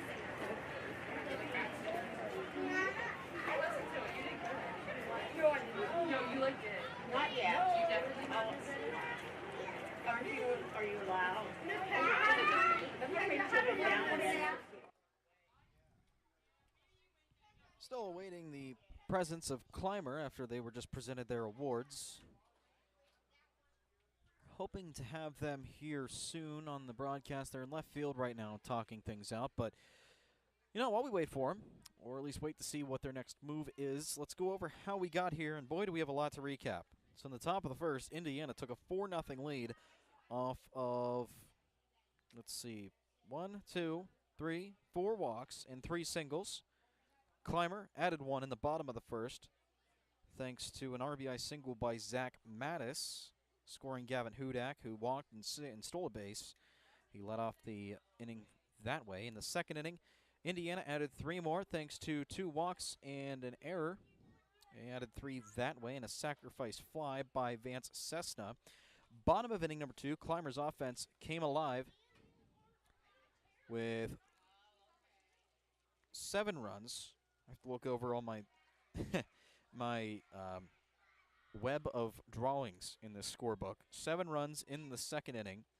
They score. We head over to the top of inning number 3. Indiana's offense really sparked that inning, scoring 5 runs. No, 6. I was right. 6. Well, what really started it was a walk by Cole Berta. He came around to score, following by a single by Otto Stewart. Oh, Clymer's here. Okay, sorry. I'm recapping the game, and they just show up out of nowhere. We'll wait for their coaches, then we'll talk to them in a little bit. That would be all Indiana can muster until the 5th inning, as they scored 3 runs that inning. But then Clymer really came alive as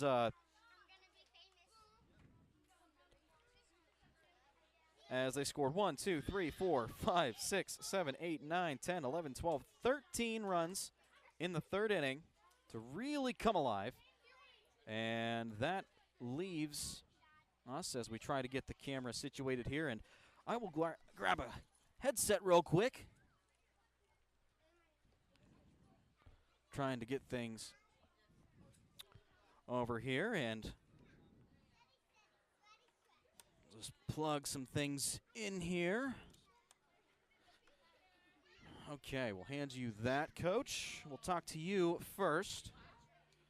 And let's see. Okay, I think we're all settled here as we situate the camera real quick. Sorry, Coach, we took a little bit of time. We've been recapping this this big game, and with a lot of runs scored, especially by your team in the late goings, it was hard to do, but let's start there. The basis of our conversation, you guys scored 28 runs in the game, and you guys fell behind early on by a sizable margin, but you guys powered through and really came alive. Just your overall comments of the game. It would have been very easy for us, to fold up right there, down 7-1.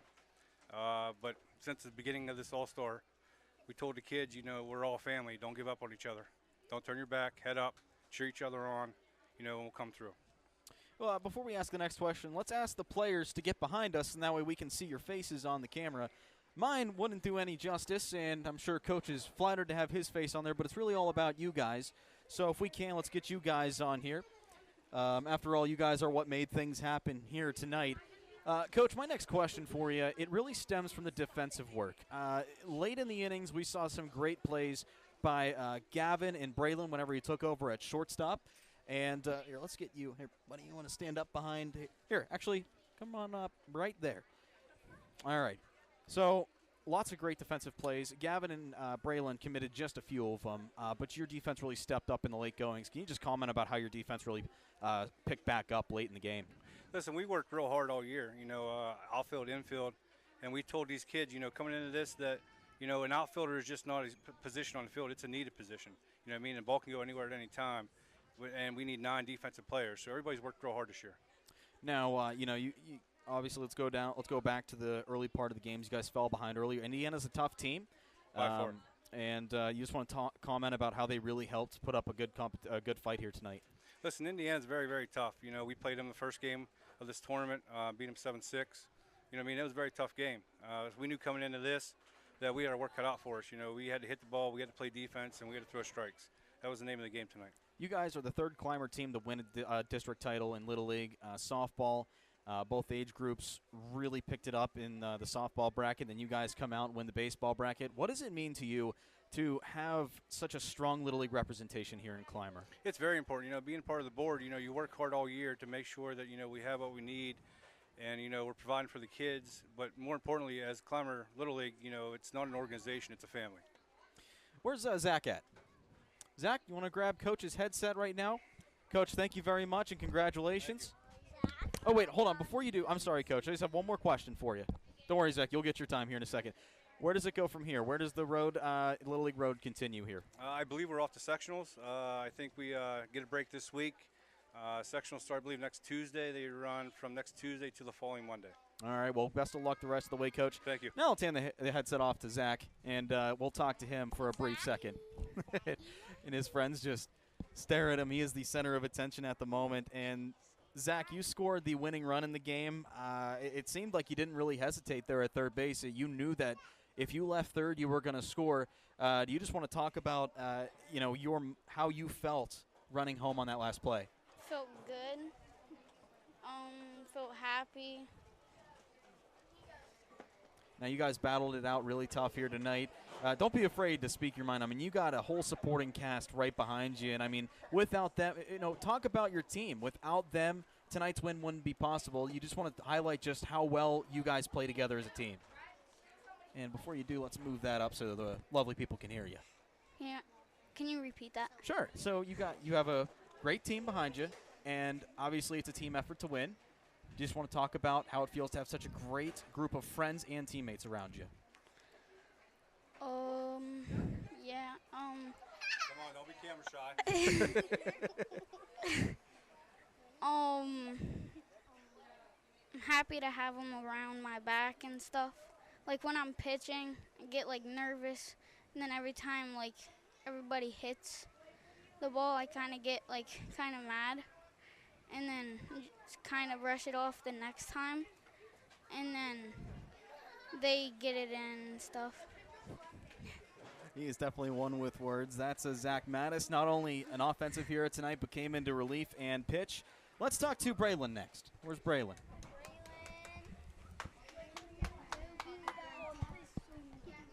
Braylon, hello. Hi. How are you? Good. Feeling good after that win? Yes. I hope so. So you started off the game on the mound, then you really picked it up on offense. I'm gonna ask you the same thing I asked Zach. Just what's your overall thoughts on how your team played tonight? Well, I was a little bit nervous when we were down 7-1, but I believed in our team and that we could come back, and we did. Defense was a big name of the game. You had a few key plays. We mentioned Gavin.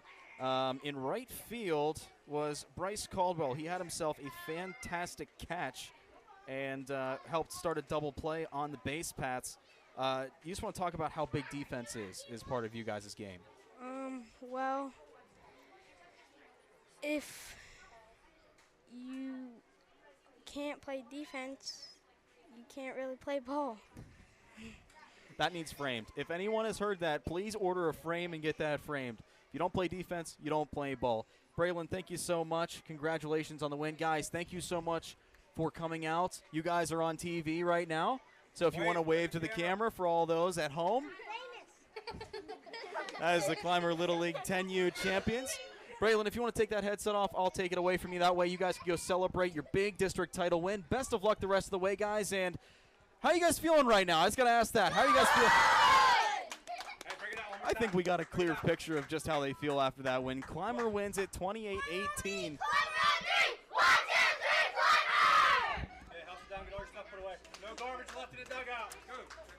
Parents got their hands full here tonight. 28-18, Clymer beats Indiana in the District 7 Little League 10U Championships. It has been a long but eventful night here at Clymer Little League. We'll be back on the air tomorrow with more Renda Digital TV coverage as Indiana takes on Homer City from Indiana, right across from Clairvaux Commons. We hope you can join us. 5:45 our airtime for more District Little League action. For Tegan Sharp, our camera operator tonight, did a fantastic job, especially coming in on such short notice.